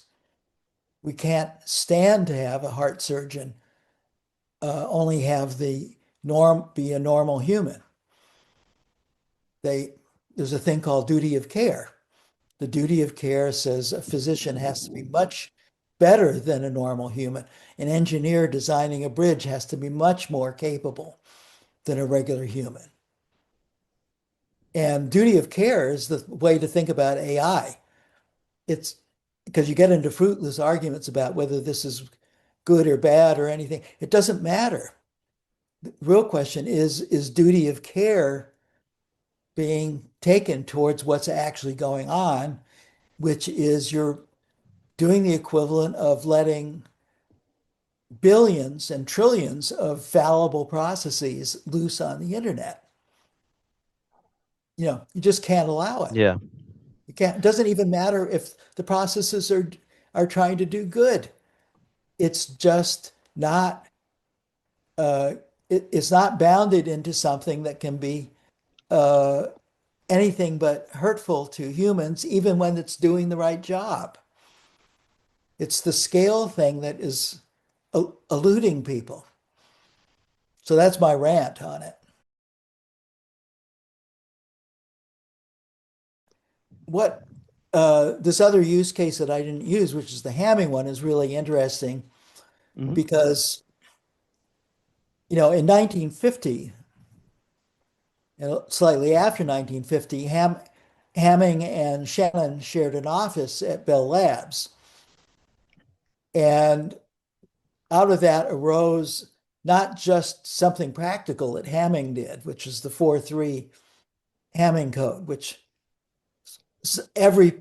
everybody who does anything of computing has to be exposed to that early, just to get the idea and see how neat it was, because you're using bits that are subject to the same noise that your information bits are, and so you have to protect and correct all of the bits.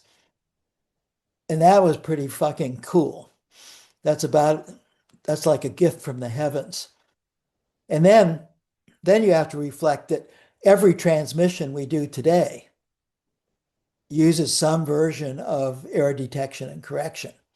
and it's done so well. The Reed-Solomon codes, like a quarter of a CD-ROM, is are the error correction codes. We're not even aware of it. The fact, like one of the biggest worries that people had when Len and I were consulting uh, way back, there were worries about, the last mile. There were worries about, could you ever make Wi-Fi work?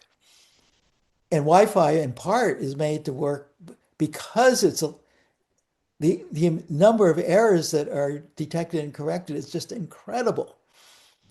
And so this system is really safe because it's really understood and it's done with completely corrupt signals, right? And so one way to think about AI is we've created a new class of really noisy, error-prone things. They just have errors.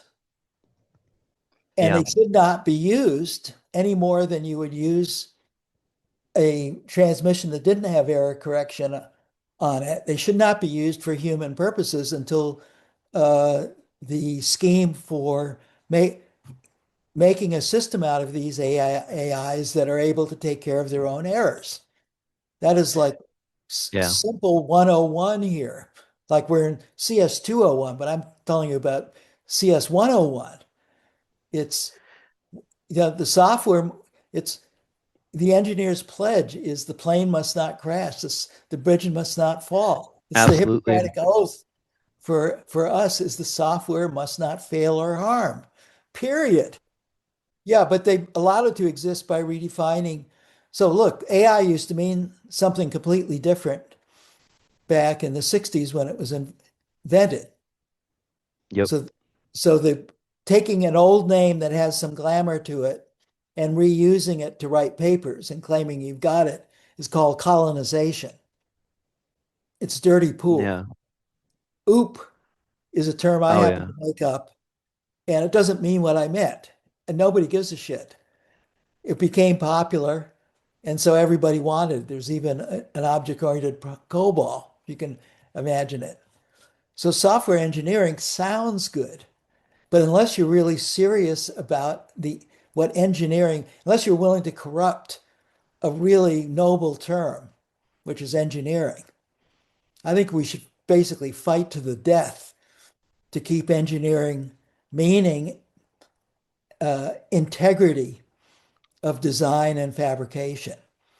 It's the integrity there. There's a Hippocratic oath built into our profession because it touches people and stuff. And yet, people are now starting to get killed by software that wasn't engineered, but people say it was. So the number one thing is basically, I think, starting off computer kids is a come to Jesus thing about, like I went to an engineering high school, Brooklyn Tech. Len is familiar with it, and they didn't fool around with us. You know, they made us make our own tools. Uh, they made us take responsibility for every part of everything that was made. I wasn't even I should have gone to Bronx Science, but being subjected to that wall-to-wall engineering thing left a mark on me because you just can't fool around when humans are involved. That's the thing that has to get the hacker mentality, which is look what I can do, is completely wrong. It's basically vandalism. And it needs to be stamped out. It needs to be stamped out in university. And it might be difficult to do because industry is riddled with it. And I don't think that they're willing or even able to come up with the money to reverse engineer the critical systems that are the planet depends on right now. So it's pretty ugly to me because things can be settled in various ways. It's cheaper. Like I was involved in many, many bogus patent suits brought against Apple when I was at Apple. And we had the goods on them, and Apple almost always settled out of court because it was cheaper to pay off these bastards Yeah, who the are, patent trolls. yeah, patent trolls. And so when you're living in that kind of culture, uh, it's really bad. Let's uh, that slide was to say uh, I I I can't completely share the emotional strain you're under, but I think I understand part of it because Yeah. that is so removed from the financial situation. I had to work my way all the way through college. I know Len did. And it would be some chore to do that today. It would be some chore to be 1 year out of our PhDs and be trapped by not being able to do what we want, which is research, um, because we couldn't have the rest of our life and do what we want. The funding wasn't around. So I understand some of the pain you're feeling.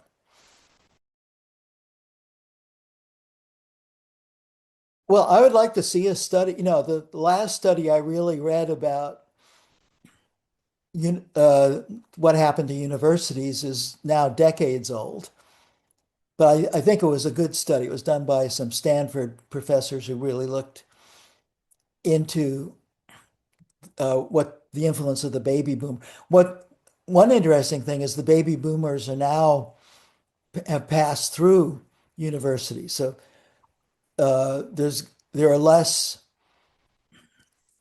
there's a less of a group of people trying to go to university from from the population of high schoolers, but there are more high schoolers trying to get into university because they don't see another route towards being middle class. And so yeah, I think it's a real problem, and I don't have great solutions for it. I think one of the things that happened in the US in the 60s, many companies like Peter Drucker's way of thinking about what corporations' duties were. So his idea was the primary duty a corporation has is to its customers. And his great opponent, who eventually won a Nobel Prize in economics, was Milton Friedman, who was the basis of the later Reaganomics thing. But Friedman's argument was no, not at all. First duty of a company is to its shareholders. And that still obtains today. So if a company's duty is to its shareholders, what it means is when companies actually find a way of getting any kind of money, like from the government or any kind of windfall, they use it to buy their shares back because it raises the share price and it makes them more value on the market. They don't use it for building research centers. They don't use it for improvements and stuff. They use it for changing their value on the market. And that is like diametrically opposed to the way Peter Drucker thought about it. So if you look at this stuff, you can do Stanky diagrams and stuff and see where the money comes from and where it goes, and look at it over the decades, and that's changed markedly. And I'm sure every student realizes this to some extent, but it's worthwhile looking at things in terms of constant dollars and noticing how different the real estate situation is generally in the US. It's worth looking in constant dollars to see how different the tuition situation is in the US. Those have exploded way beyond inflationary terms. You can't just look at the standard inflation figures and understand why people are so much under the gun. It's hard to be a starving student these days. Wasn't that easy when Len and I were starving students, but it's just a bitch today because so many students are going into debt for the rest of their lives. That's obscene to me.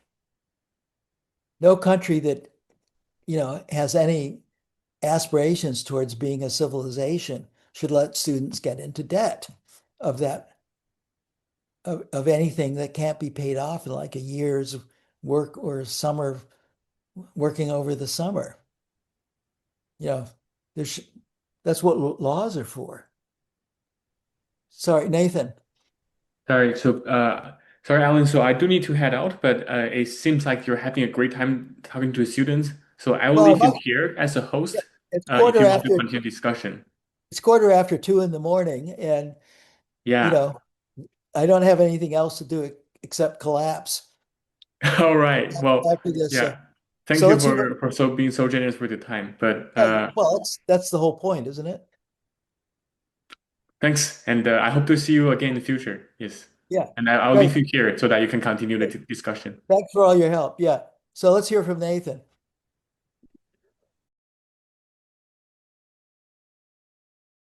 One of the ways of thinking about it is uh, let's take the chip manufacturers out of the pole position because right now they basically are producing chips and saying to the software people, make these things valuable. Right? Somebody has to write code for them, and uh, the chip manufacturers really don't care how the code is written. That's that's maybe oversimplifying it, but it's close to it. So so the other way of looking at it is we could say, oh, the only reason we're using computers is because we can write software for them.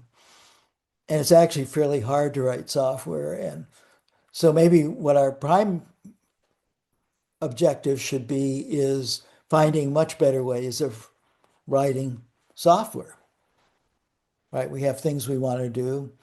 We need to express these in certain ways. We eventually want to run them on a machine. Like at Xerox PARC, what we took that tack, where we drove everything from the programming language, the way we wanted to program there. We invented the programming languages and then we built our own hardware because the official vendors didn't do it. So we just built our own machines there that made this hard to run software run well enough to make progress. So a lot of things came out of that. So so one way to do it, so you could start off by even forgetting about uh, that there's hardware and just to ask yourself the question of, what if hardware was infinitely fast? That would be interesting because that would open up, like math is basically relationships about relationships. It doesn't have a lot to do with time. And so a lot of the reasons that uh, we worry about and optimize things is because time gets in the way of what we want to do. And so we tend to think about some sequence of doing things rather than, what the thing is as a set of relationships, right? So if you think of, but you can think of it any way you want. But at one way to think about it is at some level, you're going to have to articulate what it is you want to have happen. And you can do it like Sketchpad was nice because you articulated the end result that you wanted to have happen, and Sketchpad could figure out how to do it.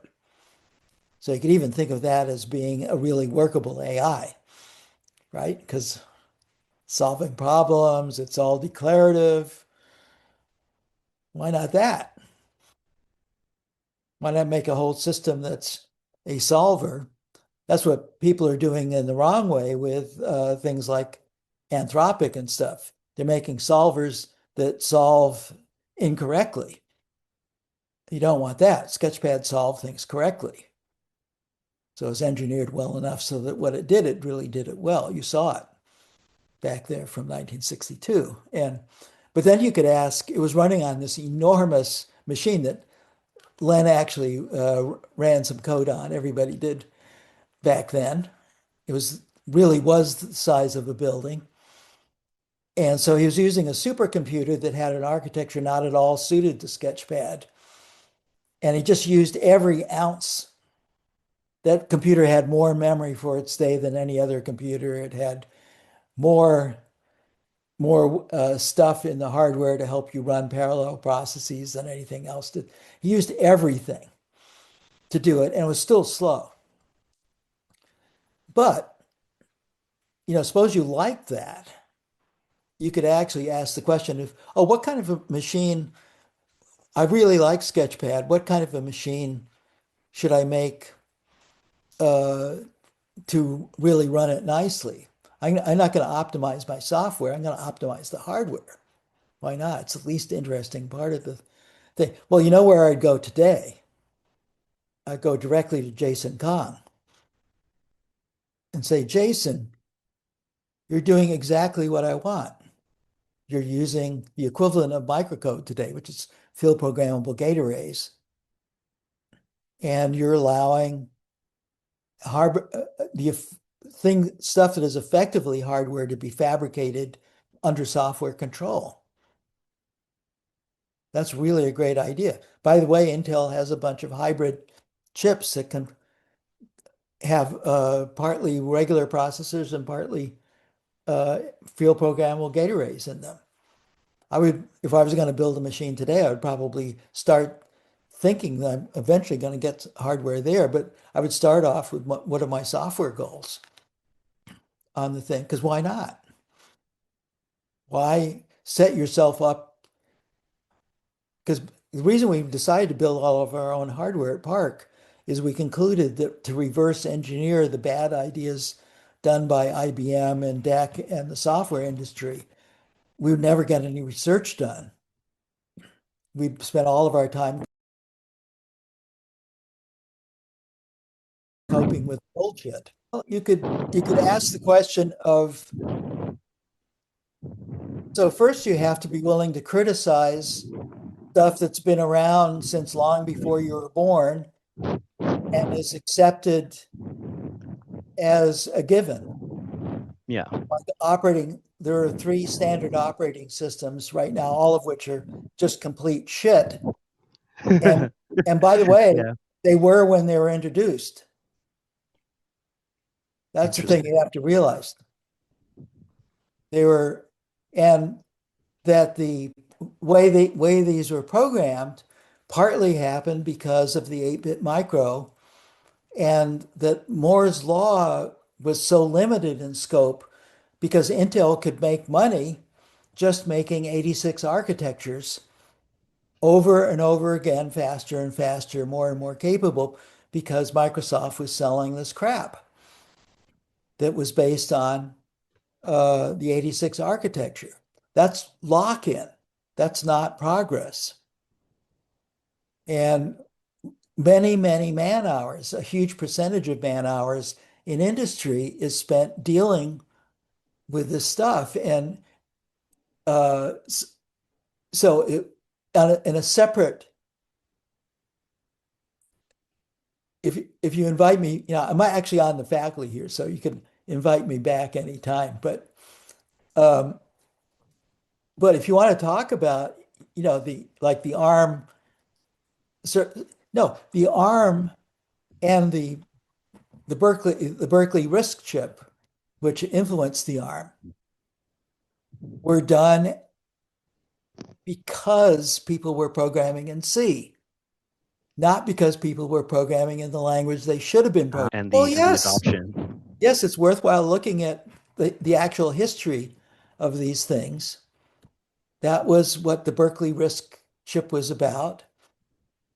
It was taking advantage of basically the Berkeley RISC chip took advantage of the fact that you could afford many more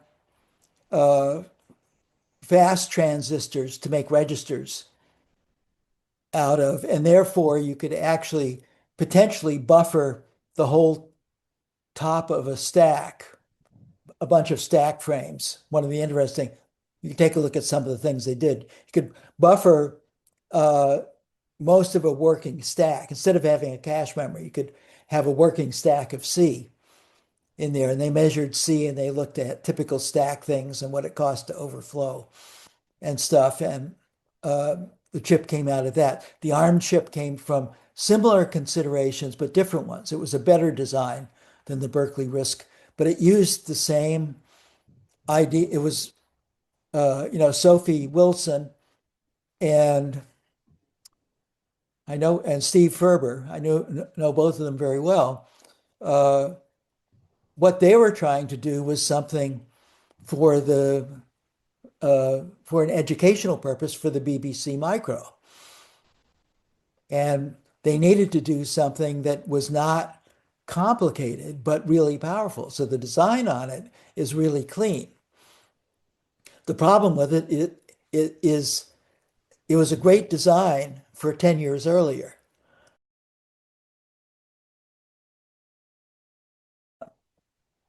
So, if I were going to do it again, and I'd much rather be your age Mhm. for doing this rather than, I'm going to be 86 next month and I'm tired. I've got cancer and stuff. So I'm just simulating being lively right now. But no, the first thing I would do is ask, I'd draw a threshold line, and I'd call that threshold line what is actually needed. And I would look for the minimum number of things that are over that threshold line, just over it. This is one of the most powerful techniques is you got to get qualitatively different almost always to make real progress. So we're not talking about innovation anymore. We're talking about invention. So the growing up in the ARPA community was great because they just naturally did it. They were willing to uh, ditch 50 years, 60 years of telephone switching in order to do the ARPANET. They just said, it just isn't going to scale in a reasonable, it's just going to be too much. It's, we have to break from the way nationwide networks are being done. So Lennon and Paul Barron led the way of thinking about let's do time-based multiplexing rather than wire-based multiplexing. And holy shit, what does that mean? But that led to everything. That's the way the Ethernet works. That's the way the internet works. It's a whole different ball game, and that's not a hardware. The hardware to do it was figured out afterwards. You have to understand what the scheme is. What world are you in? So like for this programming thing is really, really an interesting question of, what do you, where would you start? Uh, like I would start with something like maybe the cloud, remember CrowdStrike 2 years ago? It shut down millions of Microsoft computers, of which affected in the UK and the US 2,500 hospitals, including emergency rooms and intensive care units. And it turned out that the way it had been installed could not be done automatically. There wasn't any undo or reset that could be done. So we had millions of computers down for many of them were for up to 3 days. And wasn't just the ordinary people affected, there are patients being affected. People were being hurt by this. And yet the idiots Microsoft, who accepted this piece of software, did not think either to have any way of detecting whether a simple error would crash the system, because it was just a simple human error that crashed, but they didn't have any way of undoing. And undo was actually invented in the 60s, first in Interlisp. And undo, you can hardly, like one of the things I sometimes do with students is ask them, How do you do undo on an iPad? Do you know? Any operation. How do you, like an iPhone? Let's start with the iPhone. How do you do it with, how do you, how do you, had design for it, but you're supposed to shake it. And it has a motion sensor and that says, I don't want what just happened. It's really stupid, but that's what's in. But there's like a million apps Interesting. on the iPhone and almost none of them implement this. So this thing that was the basis of personal computing in the 80s and 90s, which is undo, that makes it safe for novice users to explore. You don't have to be perfect because you can make a mistake and the system lets you undo it. And that's almost Yeah. been thrown away by 40 years of so-called progress, right? So, the first thing to do is to get into what are the social obligations of giving this technology to people? What do you have to do? A lot of it is how the user interface is. And most people can't design in computing can't design an interface to save their lives because they don't give a shit about people. That's why they got into computing in the first place. They're much more comfortable with computers that they can command and control. They don't have any sympathy for and the MIT hackers used to call users losers. What are we going to write for the losers today? Yeah, that is anti-civilized, right? So the first thing you got to do is because you're making something that is not a tool, but like Nigapani used to point out to us all the time, it's something you're going to live in. Are you going to make a dangerous house for people that they can't even walk up the stairs without the stairs going? No. Story in the best story in the Bible is Esau and Jacob. Hmm. Len will remember this. So Esau was a big hunter, and his little brother was a house going little guy. He cooked. So Esau came back from a hunt, and he was the firstborn. But he said to Jacob, I'm hungry, brother. Give me some soup." Jacob said, "Sure, for your birthright." And Esau said, "Okay." That's the most telling true story about humans there ever was. People will give up almost anything for immediate convenience without, Definitely. and that's what most of this crap is. But to get back to your actual question of the thing, the the interesting question is, uh, do you want to actually program like two extremes are programming algorithmically the way it's normally done, or letting an AI put a tack a whole bunch of stuff together that almost certainly has errors, some of which you're not going to find. So I don't think either of those are going to work. It would be nice to be able to have something more crisp than regular English and something more crisp than a prompt. But you'd like to express your intents. You'd like to essentially write my requirements for this is what Sketchpad was. Sketchpad you programmed in terms of requirements.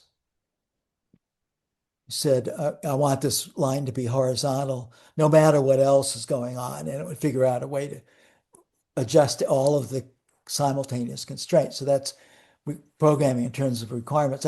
That's really good if the system can do it. A lot more work should be done on that. It's functional programming now means something like Haskell, right?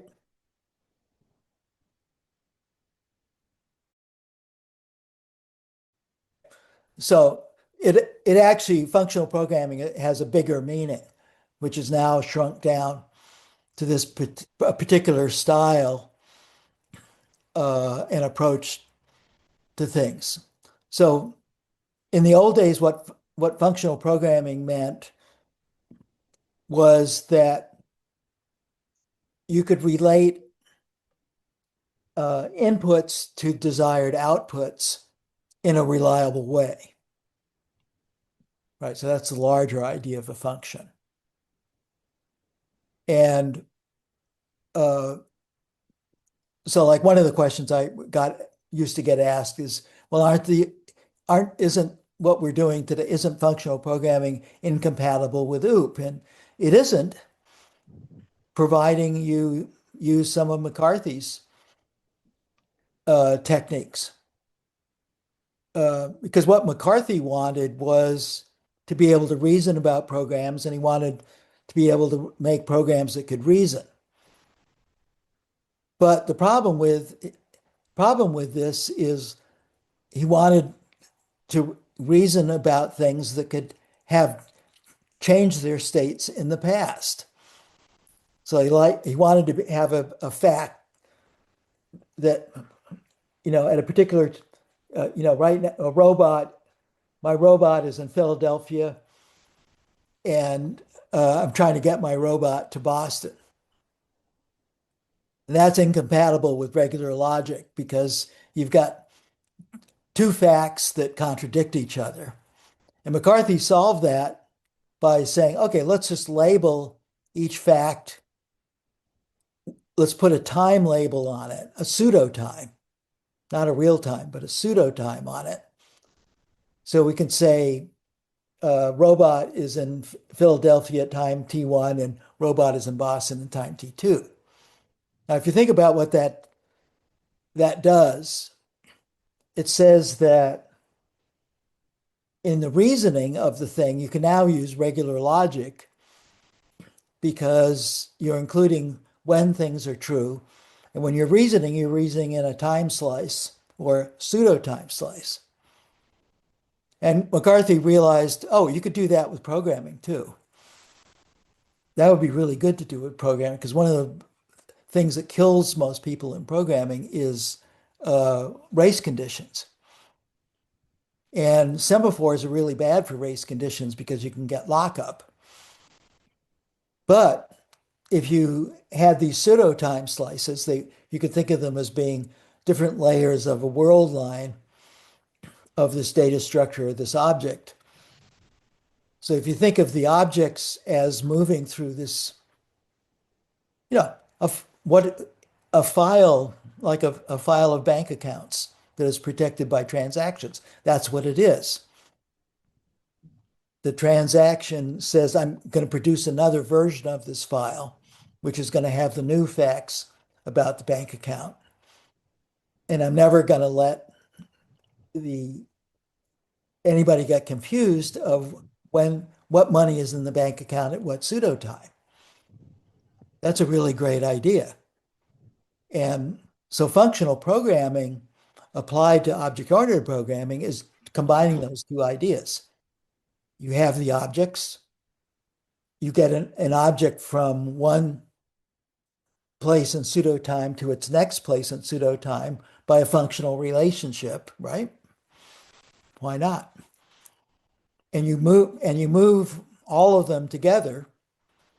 So you have a system, essentially a system of what we wrote a couple of papers, but they're called worlds. And when you're debugging, if something goes wrong where you are, you just back up to the previous world. It's guaranteed to be completely consistent because you're not allowed to, when you're changing state, you're only changing state in the new world. The world that you're drawing from to compute the change of state is already frozen. And by the way, that's a good world to get a graphical rendering from.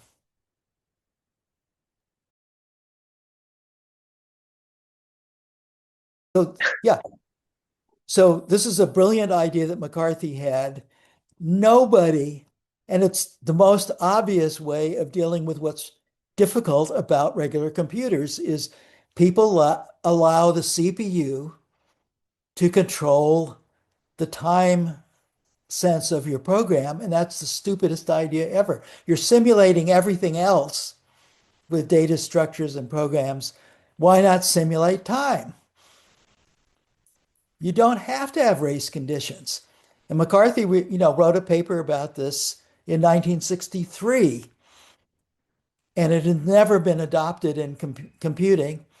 It's one of the world's greatest ideas that most computer people are completely blind to.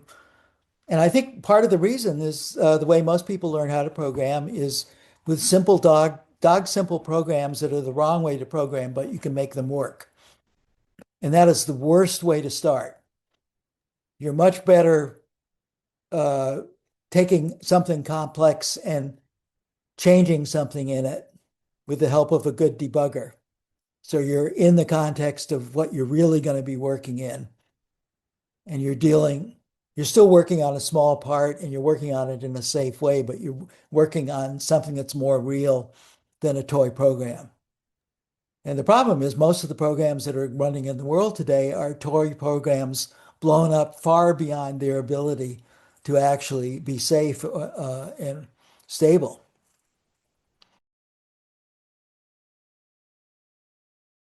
I remember my first heuristic here is get rid of the hardware. Fuck the hardware. Get don't because you can build the hardware. You don't have to. And by the way, the guy who did that great graphic system I call Sketchpad, he's still working. And the last 20 years, he's devoted to asynchronous logic. It's building whole computers without any clocks because the hardware itself has race conditions because the speed of light only goes a foot a nanosecond. And at the clock cycles that are being used, you get race conditions on the chips themselves. That's no way to do it. You want asynchronous logic.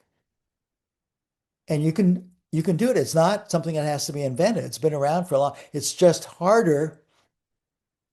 See, people get misled by being taught the simple stuff first. In some sense, you have to do it, but it's like the problem with the simple stuff is it doesn't scale. Like so, for most things, you'd be much better off being taught a programming language that has McCarthy's pseudo time in it. That gives you a little more work to do. But on the other hand, you don't have to worry about type systems when you go to this way of doing things because your protection comes from other places. So there's a trade-off there.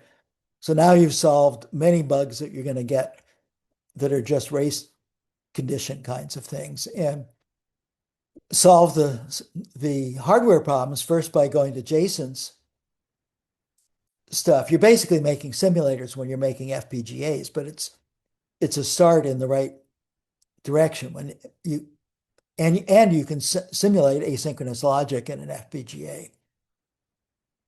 And so you're in a different world, and that world is a world that's yet to be fully explored by computing people, and it's the kind of thing universities should do because business is not going to do it. Most human beings won't do anything just because it's a good idea.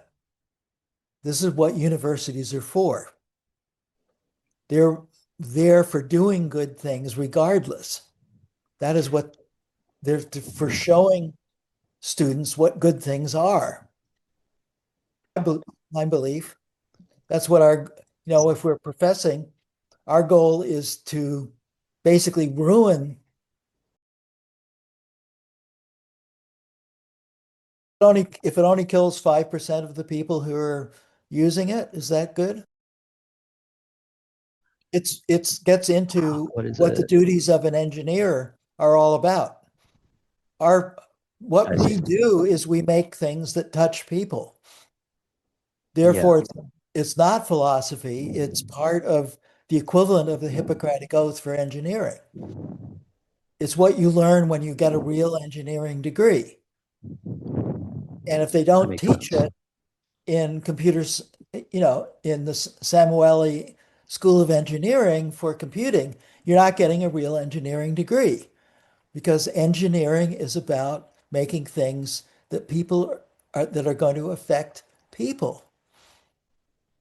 And you can't you can't kill people uh, for expedience. Sorry. So 5% bullshit. You don't get allowed 5%. If the error correction codes had 5%, let 5% Hmm. errors through, you wouldn't be in business now. You wouldn't even be in graduate school. They have to be effectively perfect. Okay. And Shannon said they can be, and Hamming sh showed a direction for thinking about how to make them that way. That's engineering. So, you know, what most computer people are doing are just dinking around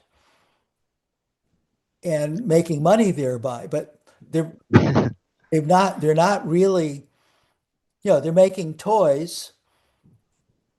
There's many other dimensions I could complain about. Let me point out that, if you take the reason, why did Engelbart do his system? And can you find any vestiges of it? And the answer is yes, only in, you know, the professions, in medicine, in the various engineering things in science.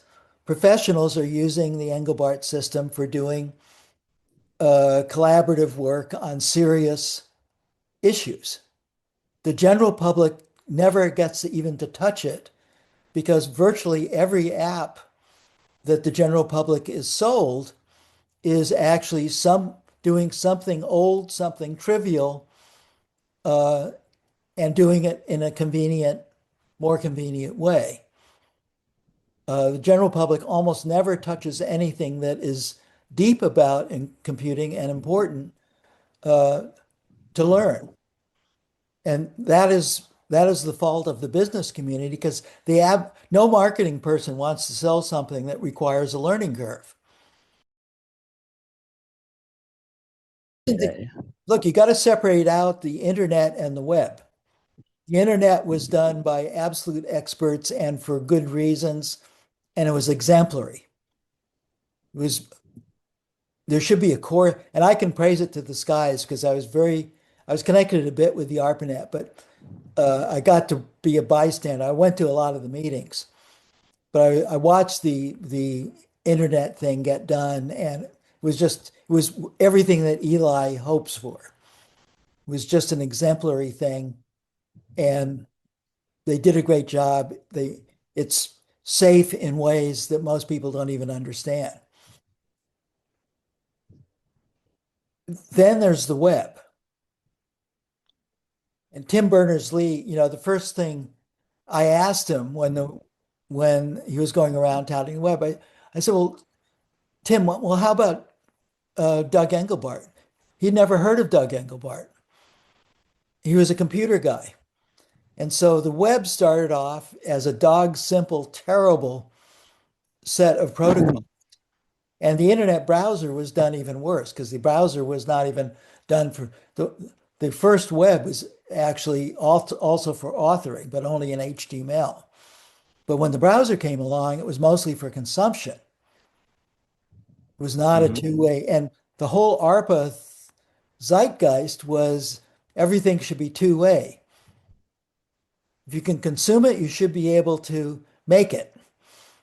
That was what personal computing was about. So the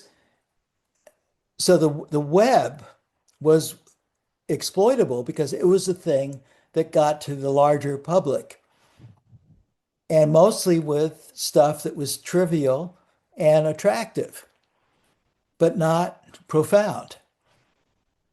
And that's where we are now. So I always stop people when they use the word internet for the web. They aren't they're so different in every possible way that uh, Yeah. because especially the most interesting thing about the internet to me was that the DNS part of it could have been done better. And it was a bit really a mirror. So when I think of the internet, I think of TCP/IP and why they were Yeah. separated. And that was a work of a community that really knew what they were doing and they knew why it would do things. And like the measurements done at UCLA uh, showed that the initial collection of heuristics wasn't quite enough. That got several more heuristics added in there. And so this is a tiny little thing, which is what you might call a system of distributed heuristics that together they cover the whole problem. It's just brilliant. Every and the way they documented every part of it was, makes me feel proud to be a computer person. Nobody in the 60s and the 70s would have done social media because the anthropology and what McLuhan had to say about this was well understood back then.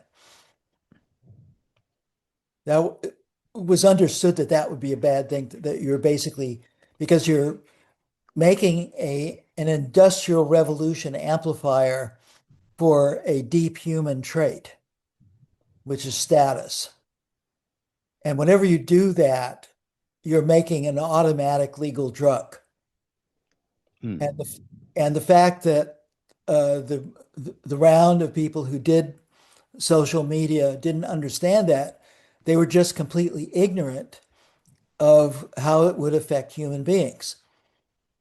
From their standpoint, it was, oh, well, he didn't know that was going to happen, but that was completely predictable from what anthropology knew about people. And so, you know, there was and you could also argue that this was making these kind of mistakes were impossible to prevent anyway. That could be true. It made too many ignorant people. But I can tell you one thing, I don't think many people would want, if I reached out and picked an average programmer and uh, took his level of ability in computing and found a person to do my heart operation, would you actually serve it? Would you actually yeah, I don't think they're I think most programmers are bare as if they were in the health business would be barely able to put on band-aids, right? Definitely. So and we don't have our hearts operated on by people who can only do band-aids. There's a whole thing of certifying surgeons, and Yeah. there are ethical things in the profession itself, like the Hippocratic Oath, but there are also legal things. Same with civil engineering. You just can't be, a random uh, person who builds dog houses and allowed to make a bridge across a river. Yeah. So I think I don't know. Let's ask Len. Do you think that computing could actually be reined in and made more like a medical profession? I don't think so, not at this point, and not the direction we're heading in as well. Because we're relegating everything to automatic systems and can't control them easily. Might be too. It's like the climate was something that was denied, denied, denied since 1963 when the first Hmm. real study was announced, and now that it's happening, the deniers are saying, well, now it's too late. So they squandered 60 years Yeah. where they could have taken care of the carbon problem. Hmm. And now they're saying, oh, well, it's too late now. We'll just have to cope with it. And, this science is supposed, the thing that bugs me is that the climate science, I gave a talk to the UN a couple of years ago about it, tried to explain how good the science was right from the beginning, Hmm. all the way along. And the it, it every prediction was an under prediction of how bad it was going to Right. be. Hmm. And right from the beginning, it was, we better get moving right now. And it was ineffective. We're living in a society that makes decisions depending on whether what they believe in is what they like to believe in. But in this case, they won't be around to suffer the consequences either. That's part of Well, it. That's another. you and I, but you and I are not gonna, I hope, if we live a little longer, we'll be in the soup with everybody else. But so that's, but I really feel for there's like Yep. three Yep. generations Yep. after us, right? Yep. Here I've they got a are. god, I've got a Yep. godchild who's only 2 years old right now, and I'm really worried about her.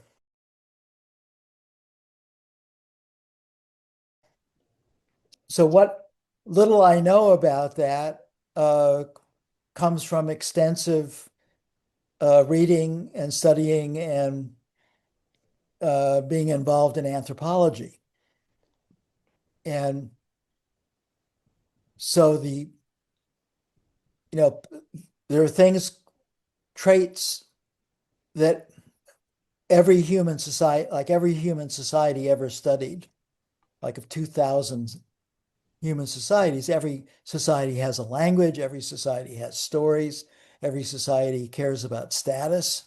There are about 300 of these. They're called human universals. And most of these are built-ins. Like there's never been a society discovered that doesn't believe in revenge, vigilante justice. Yeah. So, so one of the ways of making money is in the age of the Industrial Revolution is make an amplifier for these human universals. So if humans like stories, let's give them stories 24 hours a day. We can do it. And the problem is that most of these universals deal with things that are scarce. Some of the human universals are like the need for salt, sugar. There's no built-ins for overdoing it because they were scarce and nature took care of the scarcity. And so when the Industrial Revolution comes along and can make amplifiers for things that we crave, we better Yeah. have, you know, but I believe, if you look at, uh, you know, like if you look at Yeah. European Uh, civilizations and stuff, you find that there's some modicum of being able to deal with this, that they weren't completely overwhelmed and this is my retort to Eli, is it's not all about winning a race with a human by using a car. It's basically realizing that the car is a different category. And what the car did was to force human beings to decide to exercise, whereas nature forced them to exercise before. So now there's a choice. Like writing now forces humans to decide to remember what they read. Whereas before writing, they had to remember or else they didn't retain it. So these new choices, I think, are what school is about. School is about teaching these things that are not universal, like mathematics is not universal, science, the equal rights is not universal. You don't find this in every society. That's what we need schools for, is to teach children the things that can't be gotten by just growing up in a society. It was interesting. Like I said, I was involved in in other things. And, uh, for complex systems, and I'm basically a systems guy, but uh, when I had a complex systems question, I would go find Butler Lamson because he was just plainly better at complex systems thinking than I was.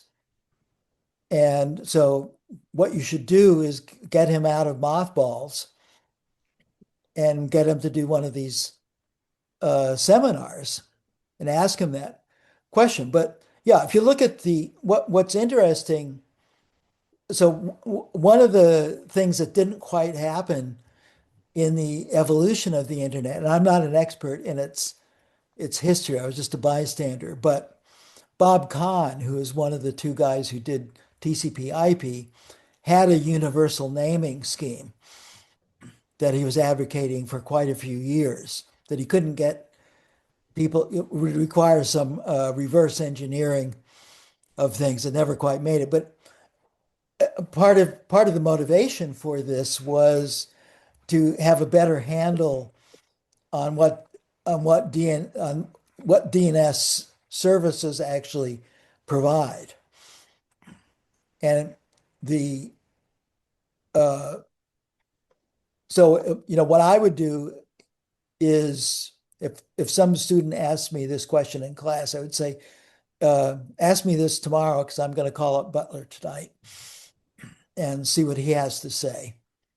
And I'd probably call up a few other people because it's like I said, it's really interesting how well DNS has worked, considering that it has some real points of failure for a very large complex system. It's more fragile, for instance, like it's much more fragile than TCP uh, is, much more fragile.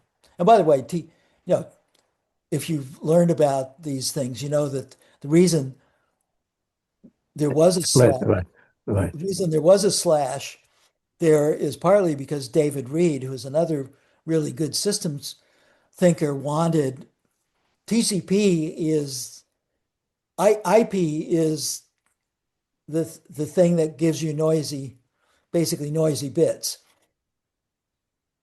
It TCP is the thing that are the heuristics that are supposed to guarantee that you actually get something more than a packet, that you get it put together. And there's more than one way of doing that. And David Reed wanted to be able to have something like UMS, uh, and be able to experiment with it, but also to actually separate the concerns. And that worked out really well, I think. Uh, by the way, we were able to do a working because if Yeah, I should have done this exam. This is a really good example for students, but in a project we were working on 20 years ago or so, I made the remark to a very bright guy who was working for me that, if you squint your eyes the right way, TCP/IP could be looked at as a non-deterministic parser. It's getting fed stuff. It's not completely sequential. It has to look at things. It has to organize things. It has to come up with a structure that may not be in the order it was sent. And so this guy wrote a beautiful thing that actually could read one of the requests for comment documents, get the format of a packet from it, and in 162 lines of a higher level language we invented for it, could do the entire, you could set up a website on those 106. So this was an example of what's the semantic kernel mm, of TCP/IP. Because if you look at it not as an algorithm, but as a non-deterministic parser that is just interesting. trying, you get a completely different slant on how you wind up with a language that's more like Prolog, and it has backtracking. It has all of these little things you need to deal with the non-determinacy that is in there. And that would be a good exercise for students to work on. Yeah, so hardening of the categories is what Len and I are supposed to be going through, but I dare say Mhm. we're less hardened in our categories than most students are today. Mm. Just saying. So basically a lot of interesting things happened on on the way to the forum. As they said, like Ethernet was one of the most beautiful things ever done. And it's not nearly, it's more capacious now, but it's not nearly as beautiful. And it's much more error prone.